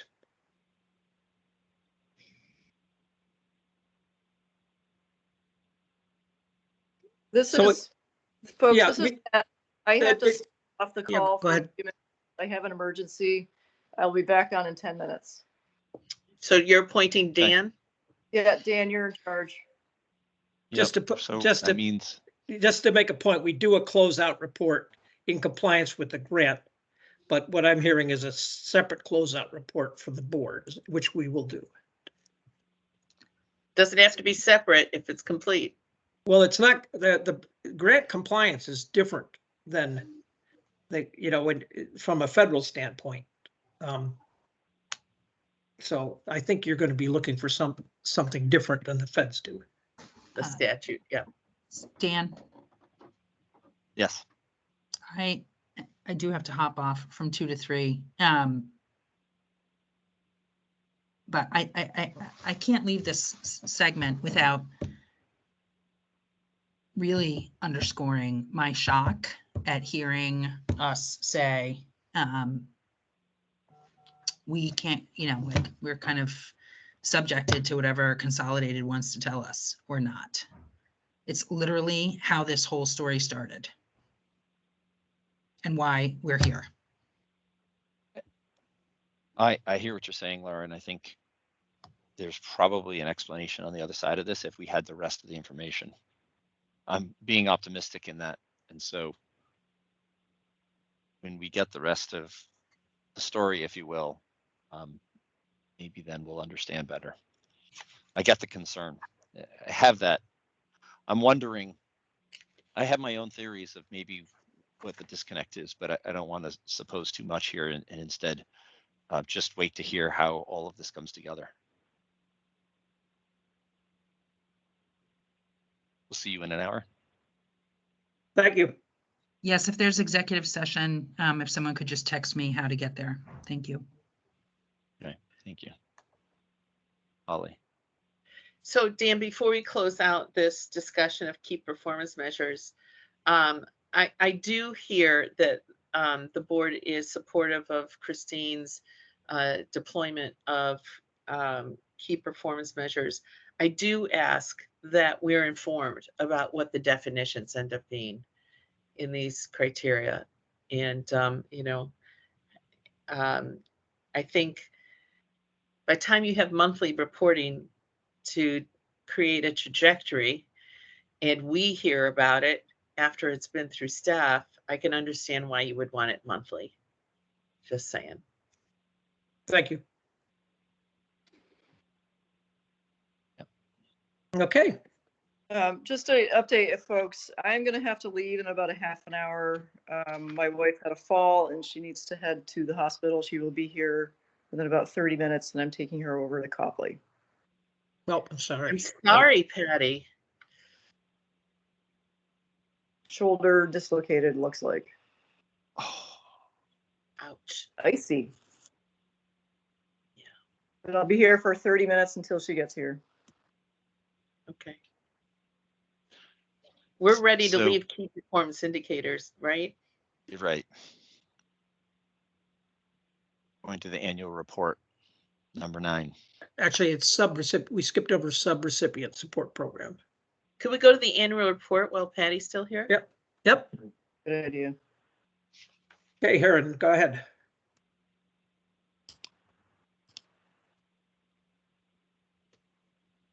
Okay, can everyone hear me? Yes. All right, I will. My plan is to just kind of do a pretty basic presentation and walk you through what is in the annual report. We did post it in the board packet and we got some feedback and we did make some pretty minor changes, as well as we realized there were some issues that we were ahead of the board on and we took those out. So anything about affordability, for example, some of the things have already been brought up. We did take out the 1% reference as another example. So I will go ahead and share my screen. Does the draft that we're looking at reflect those changes? No, it does not. What happened? I have to say that this is really hard to be a board member where you're reviewing materials. I mean, it's a bundle of materials and we're reviewing things that aren't final. Yeah, that's unfortunately because of the posting and public meeting process. I guess this is an excuse, but I hear what you're saying. We will send you, in fact, we could send you right now the actual report and give you time to review it. But yes, we can. Yeah, so we can do that. We'll follow up with that. I guess at this point, I would say I'll present what we have here, and then I can take any additional feedback you give me, incorporate any changes, and then send you a more finalized version. That works. After that. Okay. Like I said, this is going to be a pretty basic walkthrough of what is in the annual report. Stop me if you have a question, or if someone could let me know if there's a hand. The executive summary, we address we're the only state committed to get fiber on every on-grid address. 6 out of 10 CUDs currently connecting previously underserved homes, 800 miles built. We do a snapshot of grant funding, which is this. And then moving on to, I'm sorry, skipped. All right, this is where I want to be. Other highlights, the town match program, formation of Chittenden County CUD, the challenges to the FCC map, our bead allocation, and how much more than it was than expected.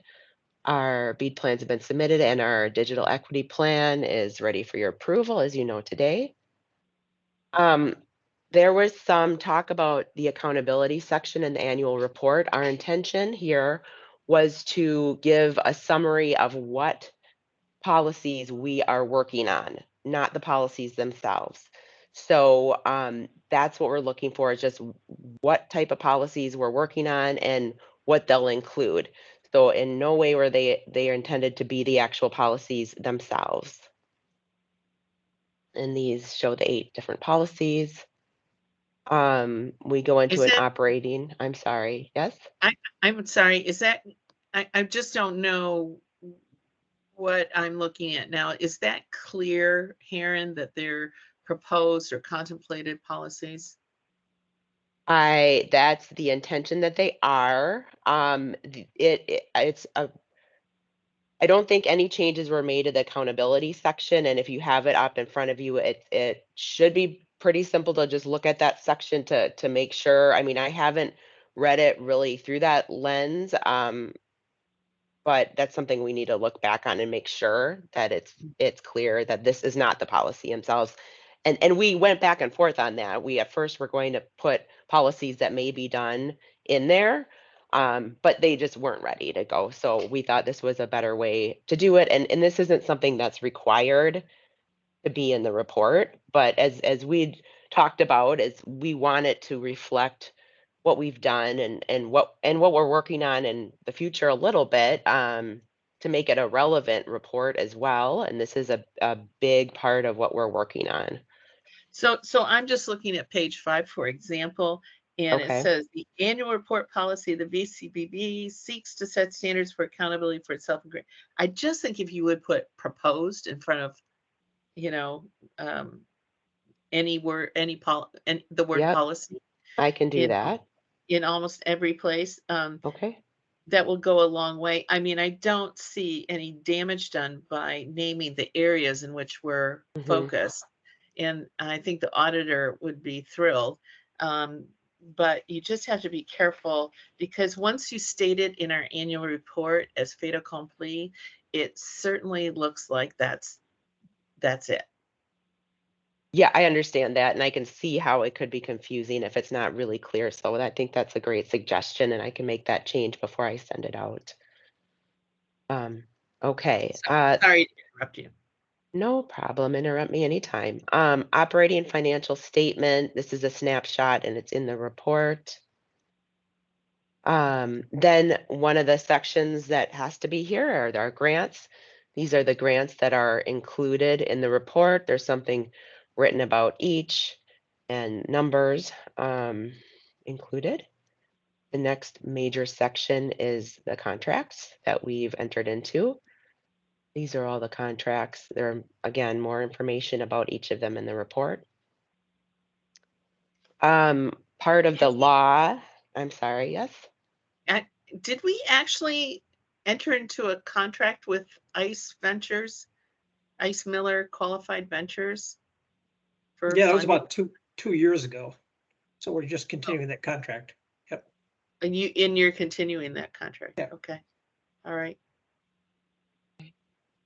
One of the requirements in the law is to have an update from the CUDs on each of these topics. What I did was send this language out to each CUD, and they each sent me an update with this information. So that's included from each of the CUDs.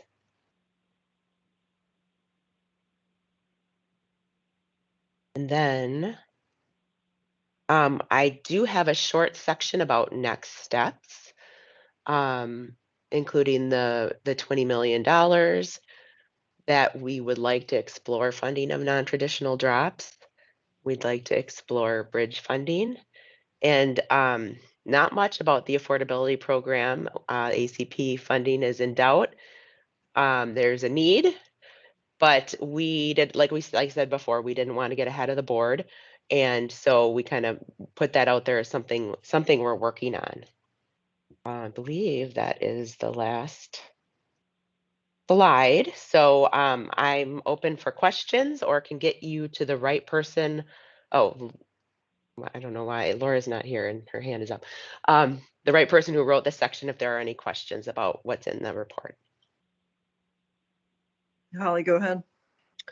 I'm just going to make a comment in response to the public comments that we heard. There is on page 5 this reference to affordability, and it said the legislature has directed the VCBB to balance the sustainability of the grant-funded network and the affordability of each grantee's service. Well, technically, at section 8086G and section 8089, I guess it's D, which talks about the annual report, it does reference sustainability in a business plan. So I think that it's reasonable to say that the sustainability of the grant-funded network is like the sustainability business plan. So I don't have a problem with this. I'm just letting you know. I appreciate hearing that. I did take the language and asked Ellie to send it to me, and sent it over. I forwarded it to Tony. I'm sure she's been too busy during the meeting to look at it now, but to get an opinion about, is this something that's in conflict with the law, or or we take direction from you if it should be included or if we should take it out. Well, you know, the network has to be sustainable, I think is a fair statement. In some instances, our grantees business plans are much bigger than the grant funded network. So I don't know if anybody else has an opinion on that statement, but I think sustainability applies to the project, and not only to the overall business plan, although it does reference in the statute the business plan.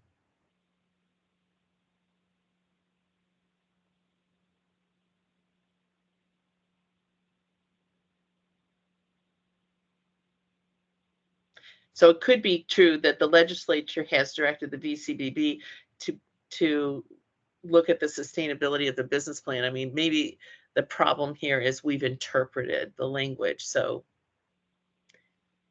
I know I'm in the weeds here, kids, but I'm just trying to get you past the concerns so we can keep moving.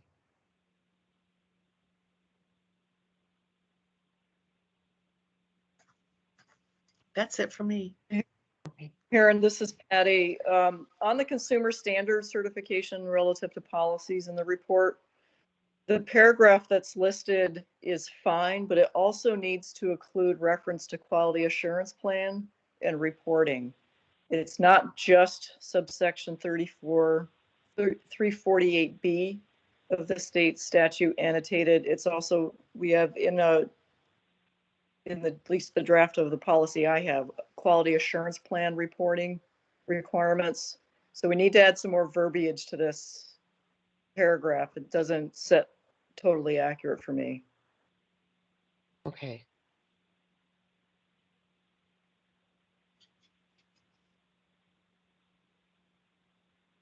Okay. Do you have a source that you can send me, or just those words themselves, or somewhere I can look for additional information on that? After the reference to conditions described in subsection 348B, add and quality assurance plan as required by VCBB and reporting. Okay. I think those words will be enough catch-all, and hopefully taped, and you can just pick that off. Okay. Thanks, Karen. Great. Thank you.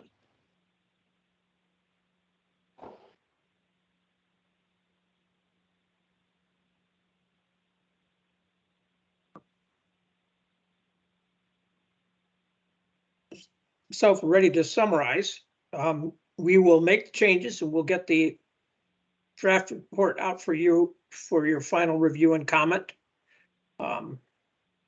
And is it reasonable to ask for your feedback by next Monday? So feedback would be by writing? Not to email? interrupt, but I think we said we were going to have it in by the 15th.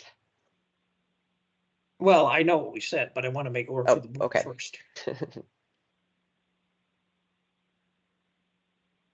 I'm fine with that. To have comments back to you by Friday. Great, thank you. Anybody else?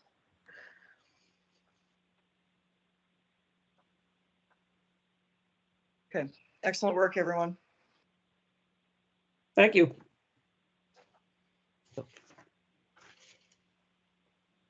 All right, now do we want to move back up to B, item 7? Yep, Rob, can you take that away? Sure, certainly. Thank you. And good afternoon, everybody. Today I'm here to announce the selections that we have made, the recommendations we have made for the first recipients of the BEAD Potential Subrecipient Support Grant Program. This was approved by the board last summer. Since then, we've been back and forth with the NTIA to make sure that we are fully compliant. When the RFP went out, we made sure that it went out to every type of entity across the state, public, private, every town that's not a member of a CUD, for instance, large and small. We've received 3 applications so far.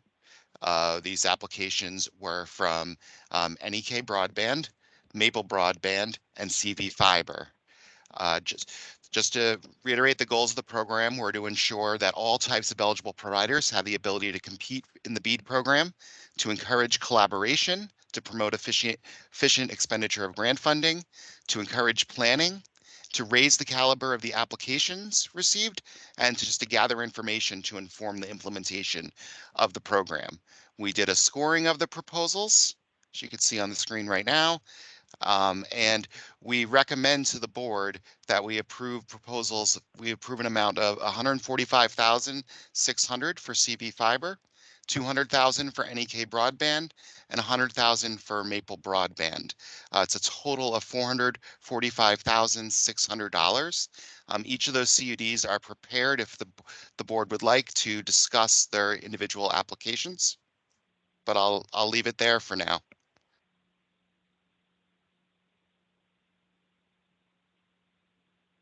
Thank you, Rob. A question for you. So the total pot of money for BEAD is 229 million. Is that right?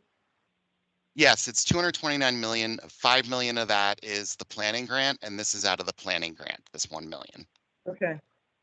So are the funds being divvied up, so to speak, as a placeholder for each CUD, or is it first come, first serve? This is a competitive program, first come, first serve, and it's beyond the CUDs, to be clear. It's open to any type of provider. That was one of the requirements for distributing these funds. So we said in the RFP that we would review proposals that were submitted at this board meeting and then the next board meeting, and then if there's money left over, we'll go from there. Everybody is aware of those deadlines, and it's first come, first serve. Okay, thank you very much for that clarification.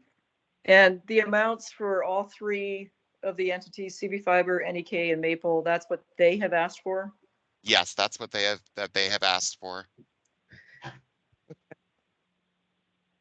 That's my questions for now. Anybody else have questions? No. Holly? So I'm sorry to be confused, but so what you're asking us to approve is your recommendation for potential grants, right?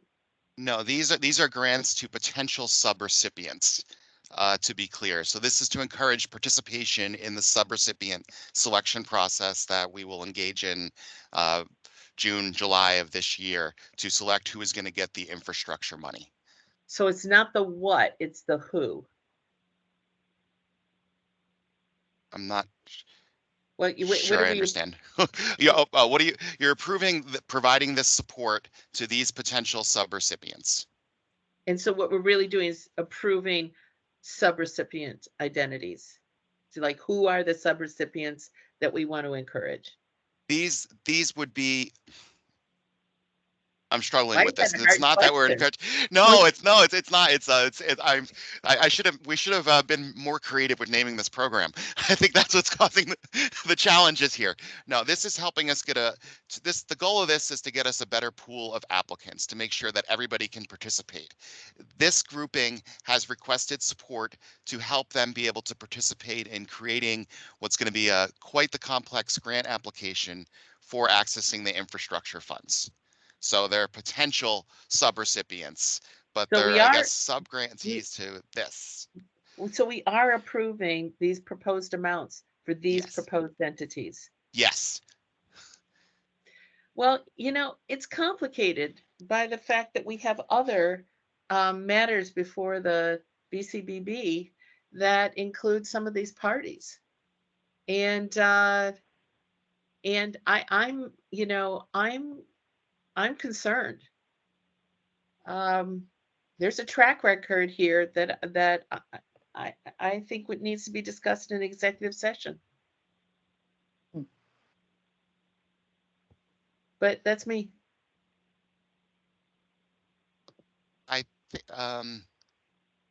Yeah, how does the rest of the board feel about this? Like, it's going to be an issue we're going to be facing since we're likely to have previous business with many of the groups that apply to BEAD.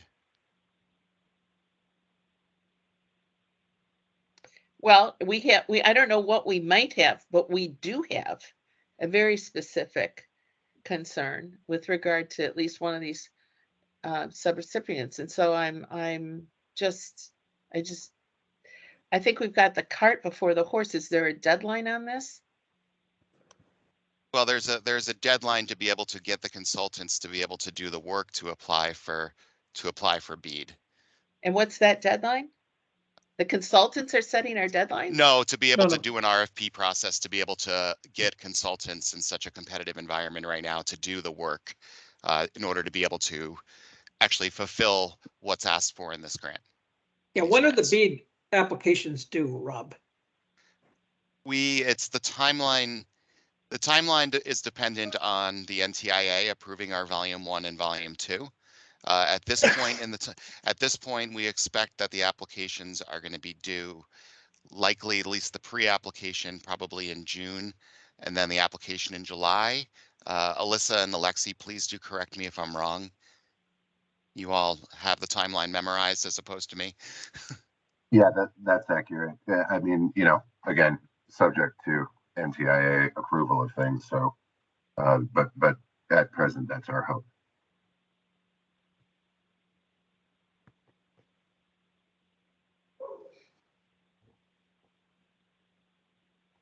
So I'm not adverse to go into executive session, Holly, if you wanted to make a motion, but before we would go in, I just, I'm going to use one of the outliers that is late CUD to the game, the Chittenden County CUD. And, it's not a lot of consumers that they're chasing. It's like 650, 60, something of that nature. But they're still getting their ducks in a row and getting organized. So if the BEAD money is first come, first serve, they're not even close to being able to consider BEAD money because they're still in the formulation phase and pre-construction efforts and all that. It's too early for them to even be thinking about a BEAD application. I'm just trying to think about the fairness aspect of how funds get allocated from all of our CUDs in a way that's appropriate. I just want to be clear, this isn't open only to CUDs. It's a competitive needs-based program. So agreed. I just have to So consolidated could. Well, consolidated wouldn't be a needs-based.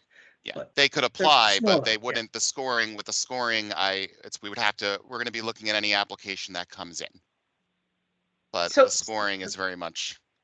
So Patty, I'm sorry, I'm confused by your comment because I think we're being asked to vote on 3 particular proposals from 3 particular subrecipients, and Chittenden isn't one of them. Exactly, but I'm just saying Chittenden County is late to the game. They're not going to come up on our radar screen for a while.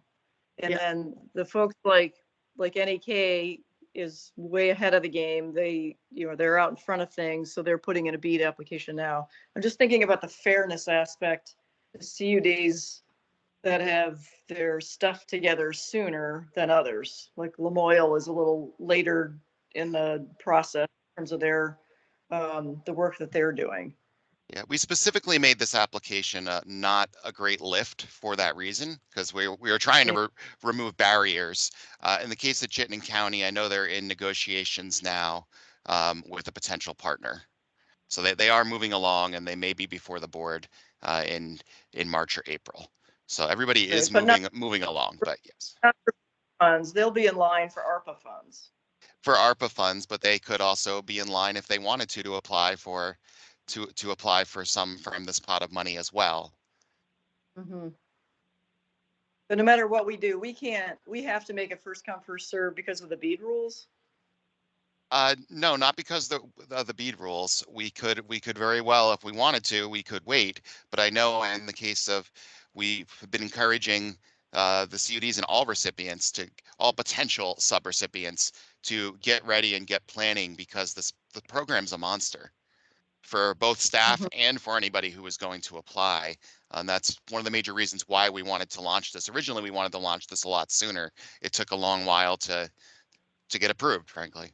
Yeah, from the NTIA. The NTIA set us back a long time on this. So to get my problem out of the way, shall I move to enter executive session to discuss information that may be proprietary to one or more of the applicants?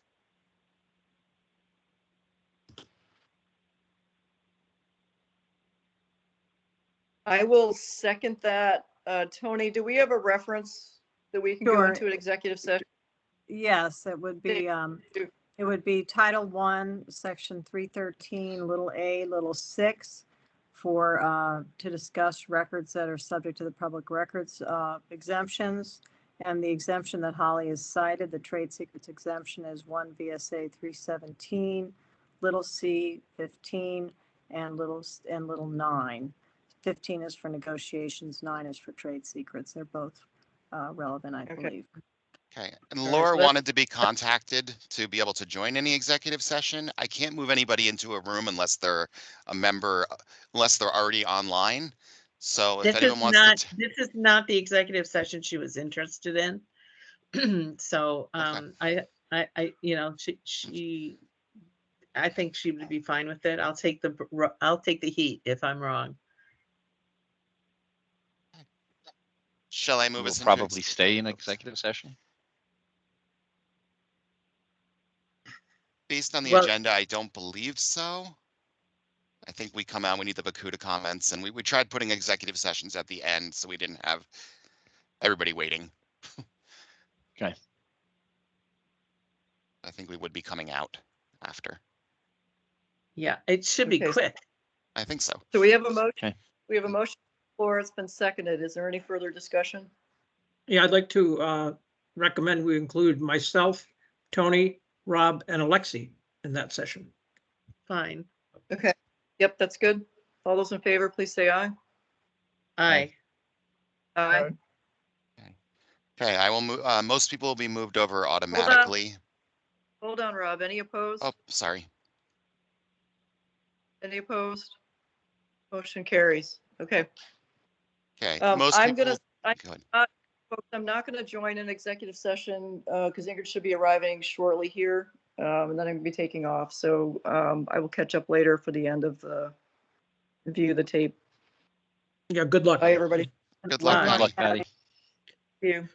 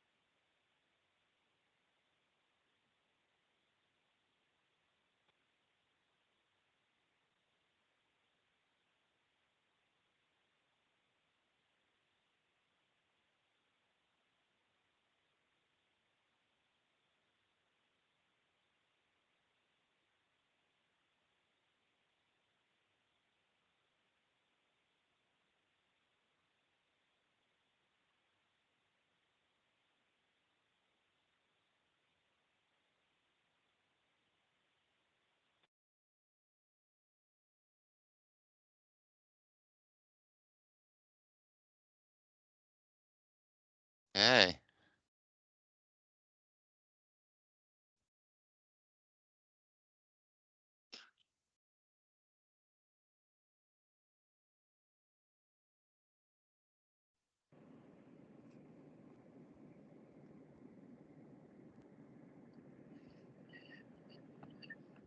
Somebody's in a car.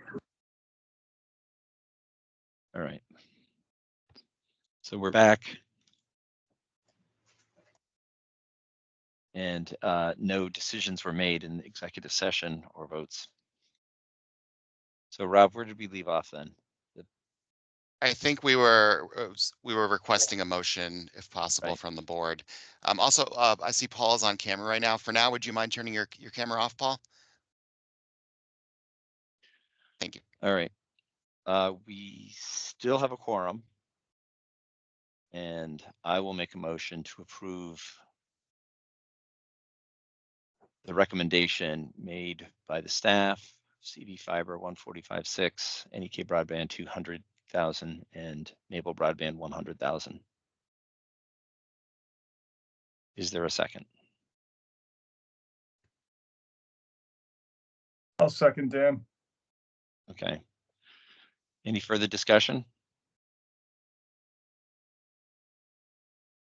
All right, if there's no discussion, all in favor? Aye. Aye. You can see there's no opposed or abstentions. Thank you, Christine and Rob. Yep, you're welcome. Thanks, Rob. So at this point, oh, sorry, Dan, I was stepping on you. No, go ahead. I'm looking for the agenda. Yeah, we're moving into VCUDA updates. So that would be Yes.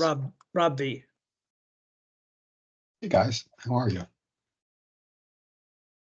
So I've got actually a bunch of updates today, and I think that probably reflects this beginning of the year and everything really getting underway. The first thing is, obviously, we spoke at the beginning of the meeting. Vikuda voted last week at our board meeting with quorum to reappoint Laura Sebili to the board, and we're happy to have her agree to do that again. On January 31st, Vikuda held a legislative day at the state capitol. We had opportunities to meet with Senate Finance Committee, House Environment and Energy Committee, the Lieutenant Governor, the Speaker, President Pro Tem staff, and a number of other legislatures throughout the day. And it was, again, continued support, but great attendance by board members from CUDs across the state. There were probably 40 to 50 folks in total that attended, including many of the executive directors and their board chairs and other volunteers. And so very positive day. Our primary message was to support the Budget Adjustment Act and the restoration of the $20 million, as well as the technical corrections bill that we've talked to you about before that includes changing dates on when we can have meetings and providing some flexibility, as well as a simpler path for CUDs to merge when they need to. And those were all pretty well received. There's been some legislative testimony by FX and LE since then on those topics, and they seem to be continuing to move forward. We did hear some questions around affordability, primarily in the context of a couple of bills that are moving to reform the Vermont Universal Service Fund, which provides some funding to the VCBB as well as 911 and some other programs, and a potential new pole attachment charge that would be levied against each communications provider on a pole to raise money to pay for some general government programs. And so we answered those and kind of provided some context on how the CUDs feel about those programs. Again, generally conveying the message that it's really important that we don't set up legislative programs that tax rural Vermont to fund rural Vermont, that we need programs that draw taxes from a larger tax base than asking the places with the highest number of poles per home to fund infrastructure in those same areas. And so I think that was well received, and a lot of good questions came from that, and we'll continue to talk about that.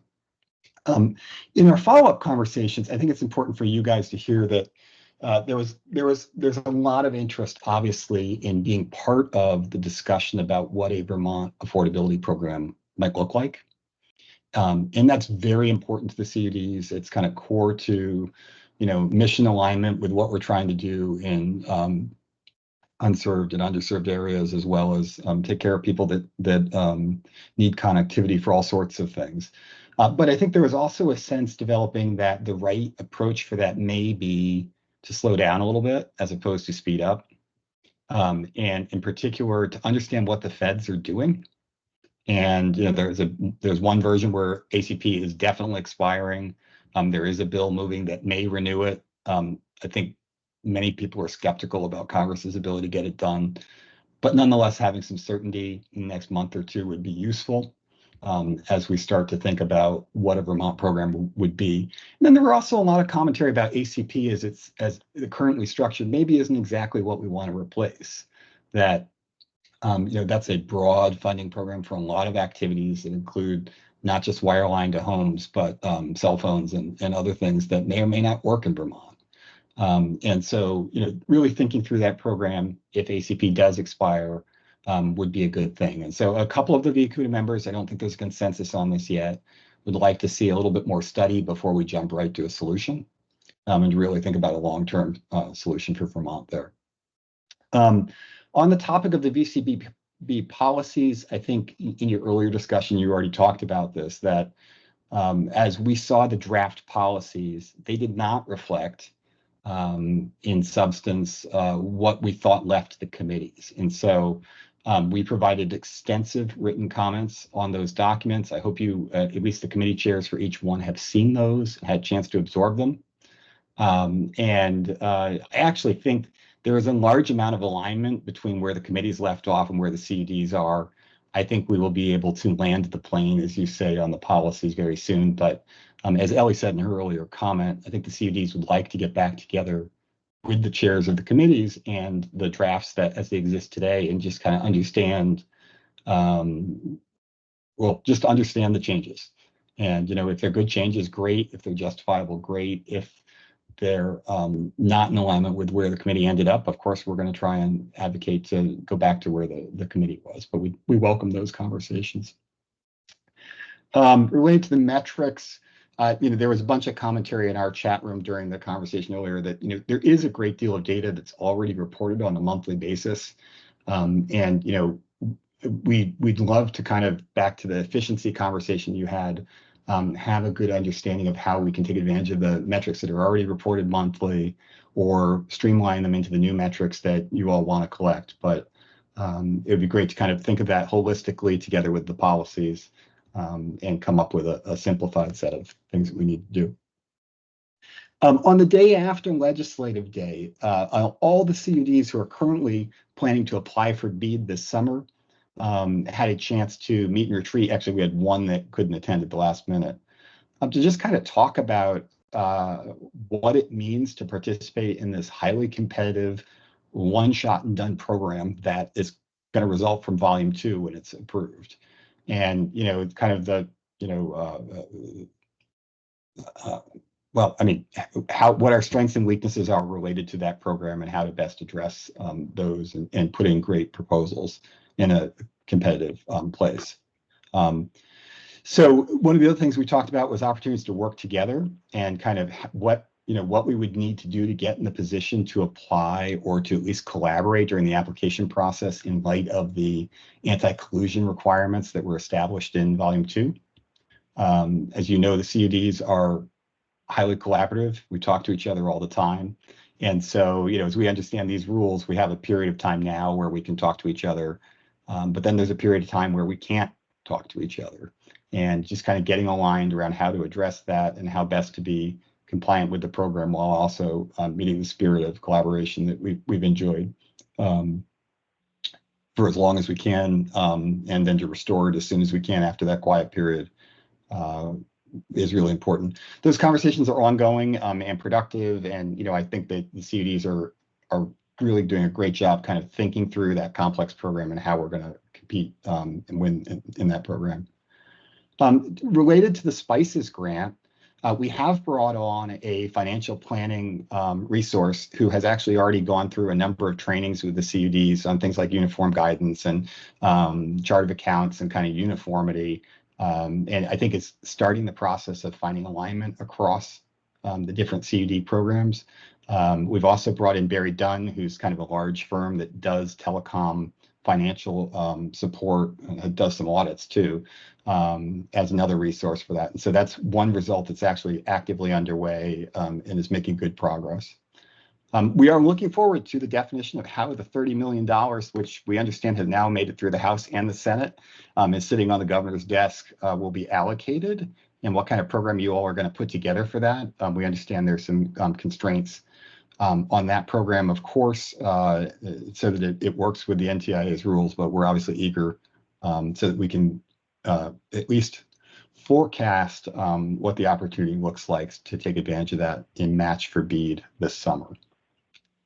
We had a good call. One of the things that came out of the BEAD retreat was the need to bring on some additional GIS resources, both for mapping activities related to the challenge process that may open next week, as well as for BEAD applications. We've identified an individual who we think will be very helpful for that. And again, are hoping to use SPICE's grant support for that and make that available to all the CUDs. And then I guess the last update we have is that we've reported all through the fall about our MOU with Green Mountain Power. That has now been signed by all the CUDs with GMP activities, and we're waiting for the counter signature from GMP, which should come any moment. And I think it's a really good progress marker on agreement to collaborate and communicate better than we were, and to kind of support a regime of no surprises and tight communication.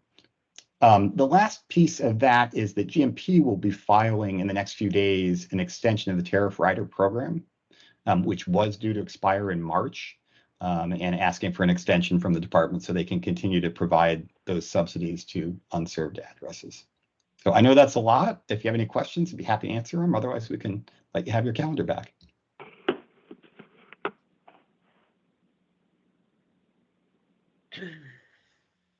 I do. Dan, may I proceed? Yeah, thanks. Sorry, I was on mute.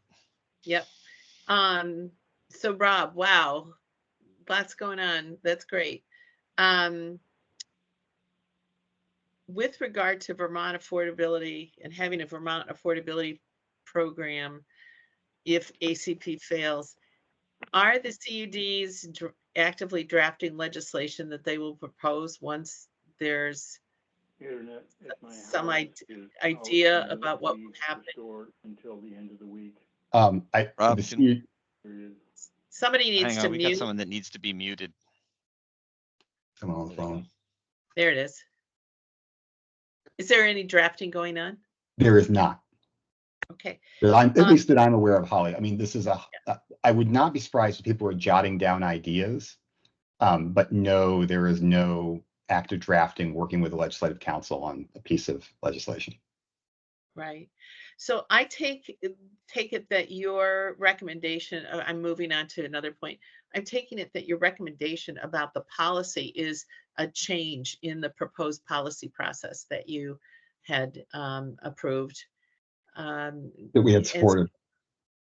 I actually don't think we're that far apart. I understand that that our comments actually got lost in an email box briefly. And so I actually am not sure that we're actually asking for that. I don't think our comments are that substantive, but we commented on something different than what came out. And so we just need to get in sync. And that's why we think a conversation would be helpful, as opposed to having had hours and hours and hours of conversation on the policies. I think if there was like a summary of, wait a minute, what about these 3 things? And then staff could be considering that in the context of making their comments back to the board. That'd be helpful. I want you to know that I didn't receive anything. Yeah, so let me just tell you what we're doing with that. As Rob said, many of the comments were unsubstantial in nature. They were about how the words how things are phrased. Tony's working on that. What Tony's going to do is go through and take care of all the unsubstantial comments and then come back with a report of what are the differences. And then we would take them to the individual leaders from the board or bring it back to the board. But we will meet with the CUDs first on those issues. And that's exactly what happened. We had a mailbox where all this stuff was coming in, and then apparently there was a change in ADS where we weren't forwarded these emails anymore. So we got this unusual situation where the CUDs were saying, why aren't you responding to our comments? And we dug into it and found the problem. But that said, I do agree with, I think Rob and I are in sync on this, but we are having Tony go through it first to identify the substantive differences. Before we come back to you, we'll have met with the CUDs just to ensure we're getting things right. Holly, I think I want to add on, all of us understand that as board members and leaders, you have the prerogative to do things that we don't like, and we have no objection to that. I think this is a process gap. Well, we can't, even if we do object to it, it's not an issue, right? Yeah. But I think this is a process issue where the communications didn't flow. And so I think that, well, we will be in better shape once it goes. I was worried we were re-entering some sort of negotiation and creation phase. So good. I'm glad to hear that. I just want to note that the $30 million that's being brought back to us was subject already to program rules. And so I'm baffled by the comment that you're waiting to watch what we're going to do with that $30 million. I mean, it came from specific programs. Correct, but the allocation, I understand there's some concern that it may not be able to, for instance, be on a road mile basis or a traditional VCBB formula. It may have to be a competitive grant program because of the BEAD requirements. And so we're waiting to see how that plays out.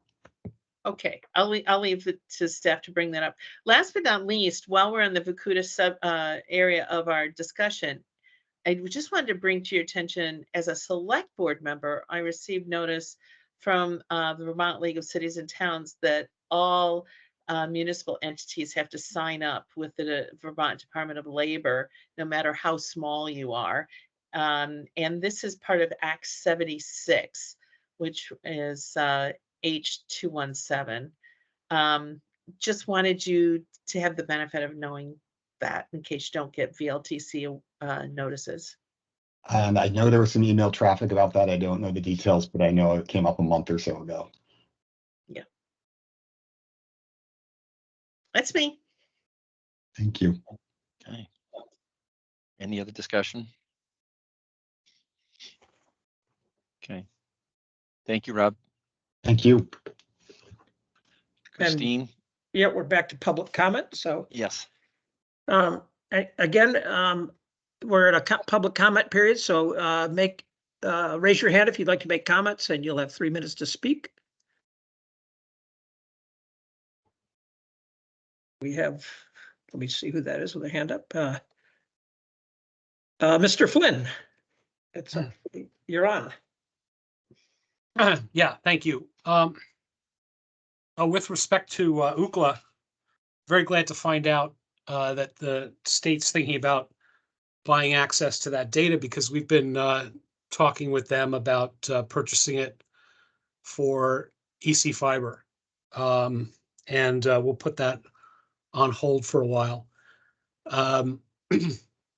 Just as a point of clarification, there is no personally identifiable information in the way that they make it available on the interface that you get provided, where you can do all kinds of different aggregations. You can slice it and dice it in a lot of different ways. For example, you could focus in on a particular area of a particular town and find out what the highest speed tests were for the last 6 months, say, which would give you some indication of what kind of network is available in that particular area.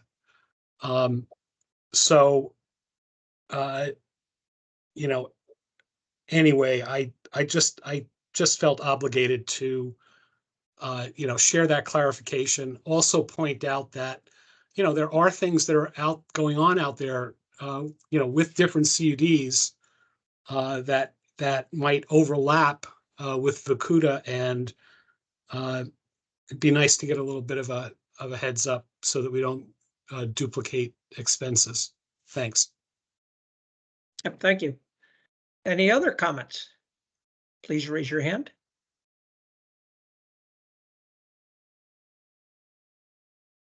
Okay, not seeing any. I think we're done with public comment.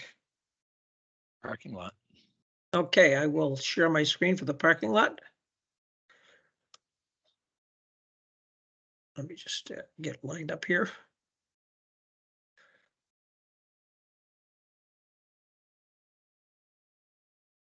Okay, here we go.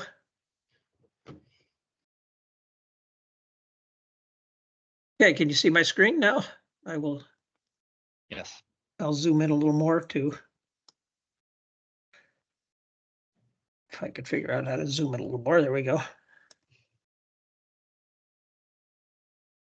So what we have for open items is the application scoring criteria we're waiting, that was entered in November, but that's really relates to how we get a score for the BEAD. We're waiting approval from the NTIA.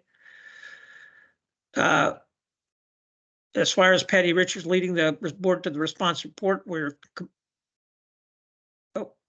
completed the response. We're waiting for board policies. That one we're open till board policies. The rest of these policies, our intention was to submit them for approval at the 2/22 meeting. But when we learned of the problem of the mailbox, we revised that to the March meeting. So these dates will be revised to the March meeting. Develop guidance grantee agreement. The VCBB will operate the system in event failure to comply. And this will follow the LEAN policy that is being revised. And that, of course, the LEAN policy is in revision. And I know Holly's got some good work on that. And the process for certification of grantee compliance to performance and operating standards. We talked about KPIs to be presented to the board. We'll have further discussion on that, but I did get board direction on that at this meeting. Thank you. I'm just confused because I don't know about this. Whoops, you took it away. Sorry. I'll go back. I lost it. I'm sorry. Go ahead. Well, if we're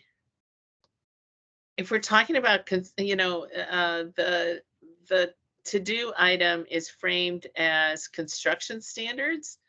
It's on my to-do list.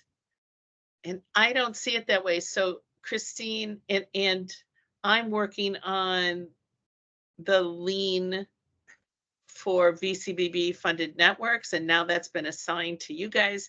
So that's the one policy that hasn't released yet. We've decided to get rid of the reference to liens in that policy. Okay. So can I just get with you and clean this up a little bit? Yes. I think there was a sort in the table that didn't pick up all the fields because there seem to be several that are not in alignment. Yes, thank God. Yeah, and these were original words from so that the words may have changed. I'm so glad you found that, Dan. I was horrified to think that I'd be drafting construction standards. There are several, if you look, and I was doing the same. I think there was a sort and the whole table wasn't picked, so they got out of. So I show you for construction. I get what you're saying, Holly. Yeah, and yes, I'm on. I'll straighten that out. Yep. I'm on for some leads which probably should have been Patty, and yep, I will clean that up. Maybe you would just recirculate the parking lot in its. Yes, I will. First, I'll clean it up, then we'll circulate it. And the goal being March 11th to get those things in place. Thanks. Yep. Okay. Anything else in the parking lot? The good news is we have Lucy here to keep us straight. So we lost Chance in December. That was a big loss, but okay. That might have been an excuse, but hopefully. So the next part of our agenda is to enter into executive session for discussions. I can read this pursuant to 1 VSA 313, authorizing executive session to consider contracts for premature public knowledge would clearly place the public body or a person at a substantial disadvantage. I am confused though, because Laura, did you propose an executive session at the outset of the meeting? That the basis for that executive session is not contract matters, is my understanding. Is that right? We can't hear you. You're muted. Personnel. So can we, I don't know what you want to do. We have 1 hour. These are two huge. So I want to make sure that we get to those two huge executive session items. And I feel like it's imperative that we have a 5-minute executive session on personnel with Tony. Okay. So Dan. So can we enter into executive session and make sure the reserve lasts 5 minutes? Dismissing everyone except the board and Tony. It's fine with me. Okay. Tony, you are going to be here through the end of the meeting? Yes, I am. Thank you. So I think we need a motion. I just want to say so moved for it's executive session under 313A1A. Okay. All in favor? Aye. Oh, we need a second. Oh, did we get a second? Second. Second. Aye. Aye. Aye. Okay, that's unanimous. So who will come with us? Who will come with us in executive Oh, session? yeah, so we'll have Rob, Alexi, Tony, and myself, as well as the representatives from CV. And how will DV Fiber know when to come in? Oh, are we CV or DV right now? We're CV. CV is first. Yep, CV. So we'll come out of executive session and then go back in. Okay. Krista also, I think Krista's raising her hand. Krista also should be in that session. I'm sorry, Krista, is that what you referred to? That's correct, the CV and And Paul Fix as well. Well, Paul Fix is the chair of NEK Broadband. Did we get that, Paul? So you all set? Yes. Okay, thanks. Did Rob get all those people? Yep, everybody should be moved over automatically when I open the room. And so we're going to come back and then get DV Fiber, or? Yeah, that's what was said. Okay.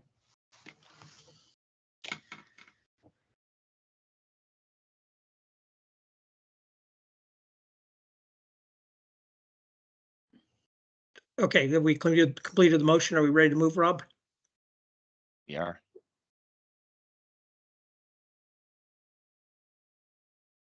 There we go. For the move.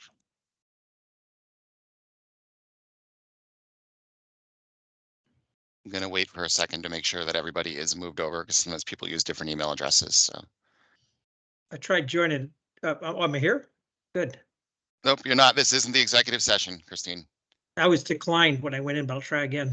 Let me make sure. And Laura, you might be on a different email address. I'll make sure. Christine is in. I think last time I had to do you manually. Hold on.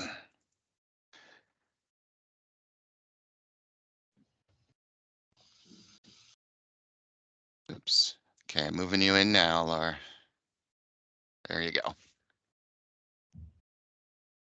I'm still here. It says it's assigning you, so I won't leave until they move you over. Thank you. This is Teams, so anything is possible.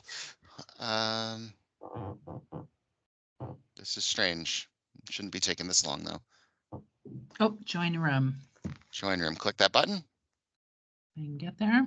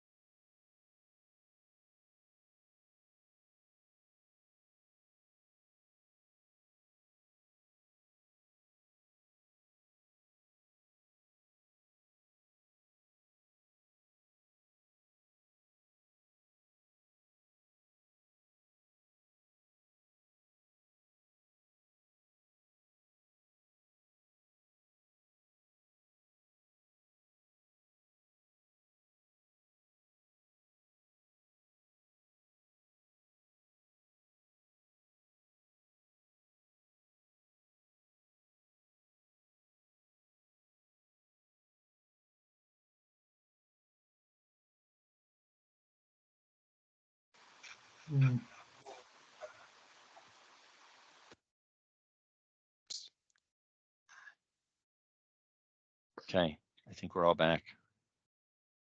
No decisions were made or votes were taken on in executive session, and the next agenda item is DV fiber.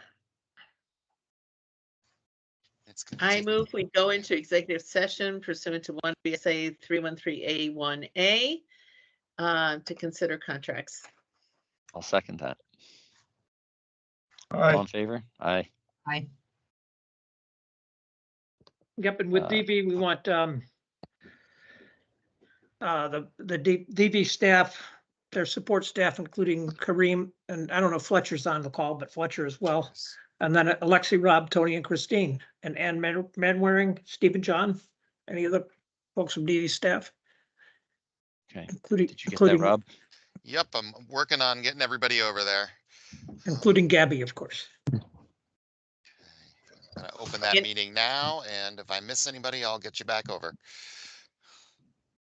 Thanks, Rob. So click that join on the top of your screen for people who haven't done the executive sessions yet. It's gonna take a few moments potentially. I know I assigned you.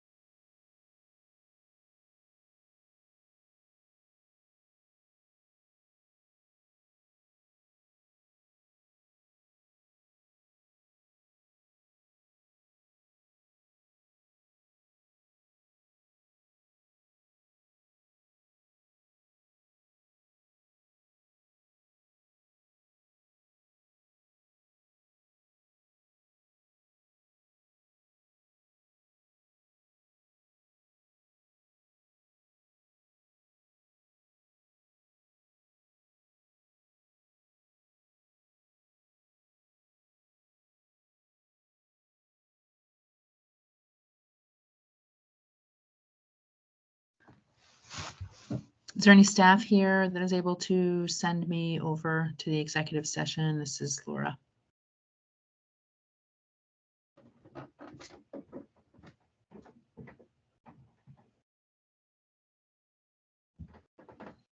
I can work on it, Laura. Let me try. Thanks.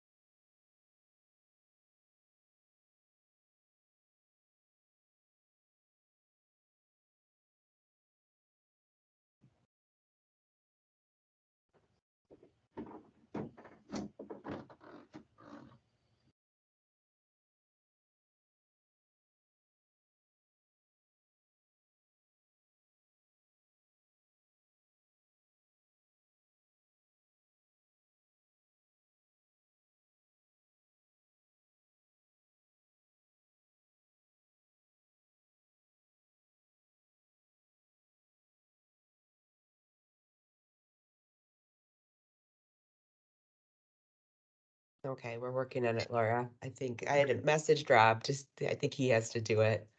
Okay. So it's in the process. Sometimes it takes a Thank little you, bit. Heron. Thank you.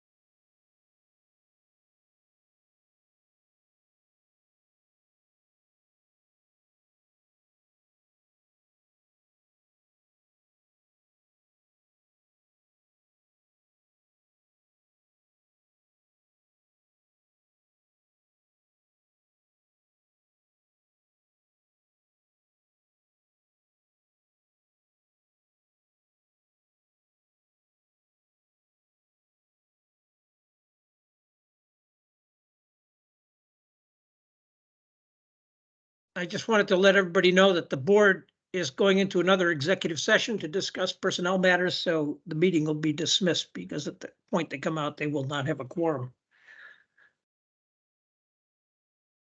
Thank you, everybody.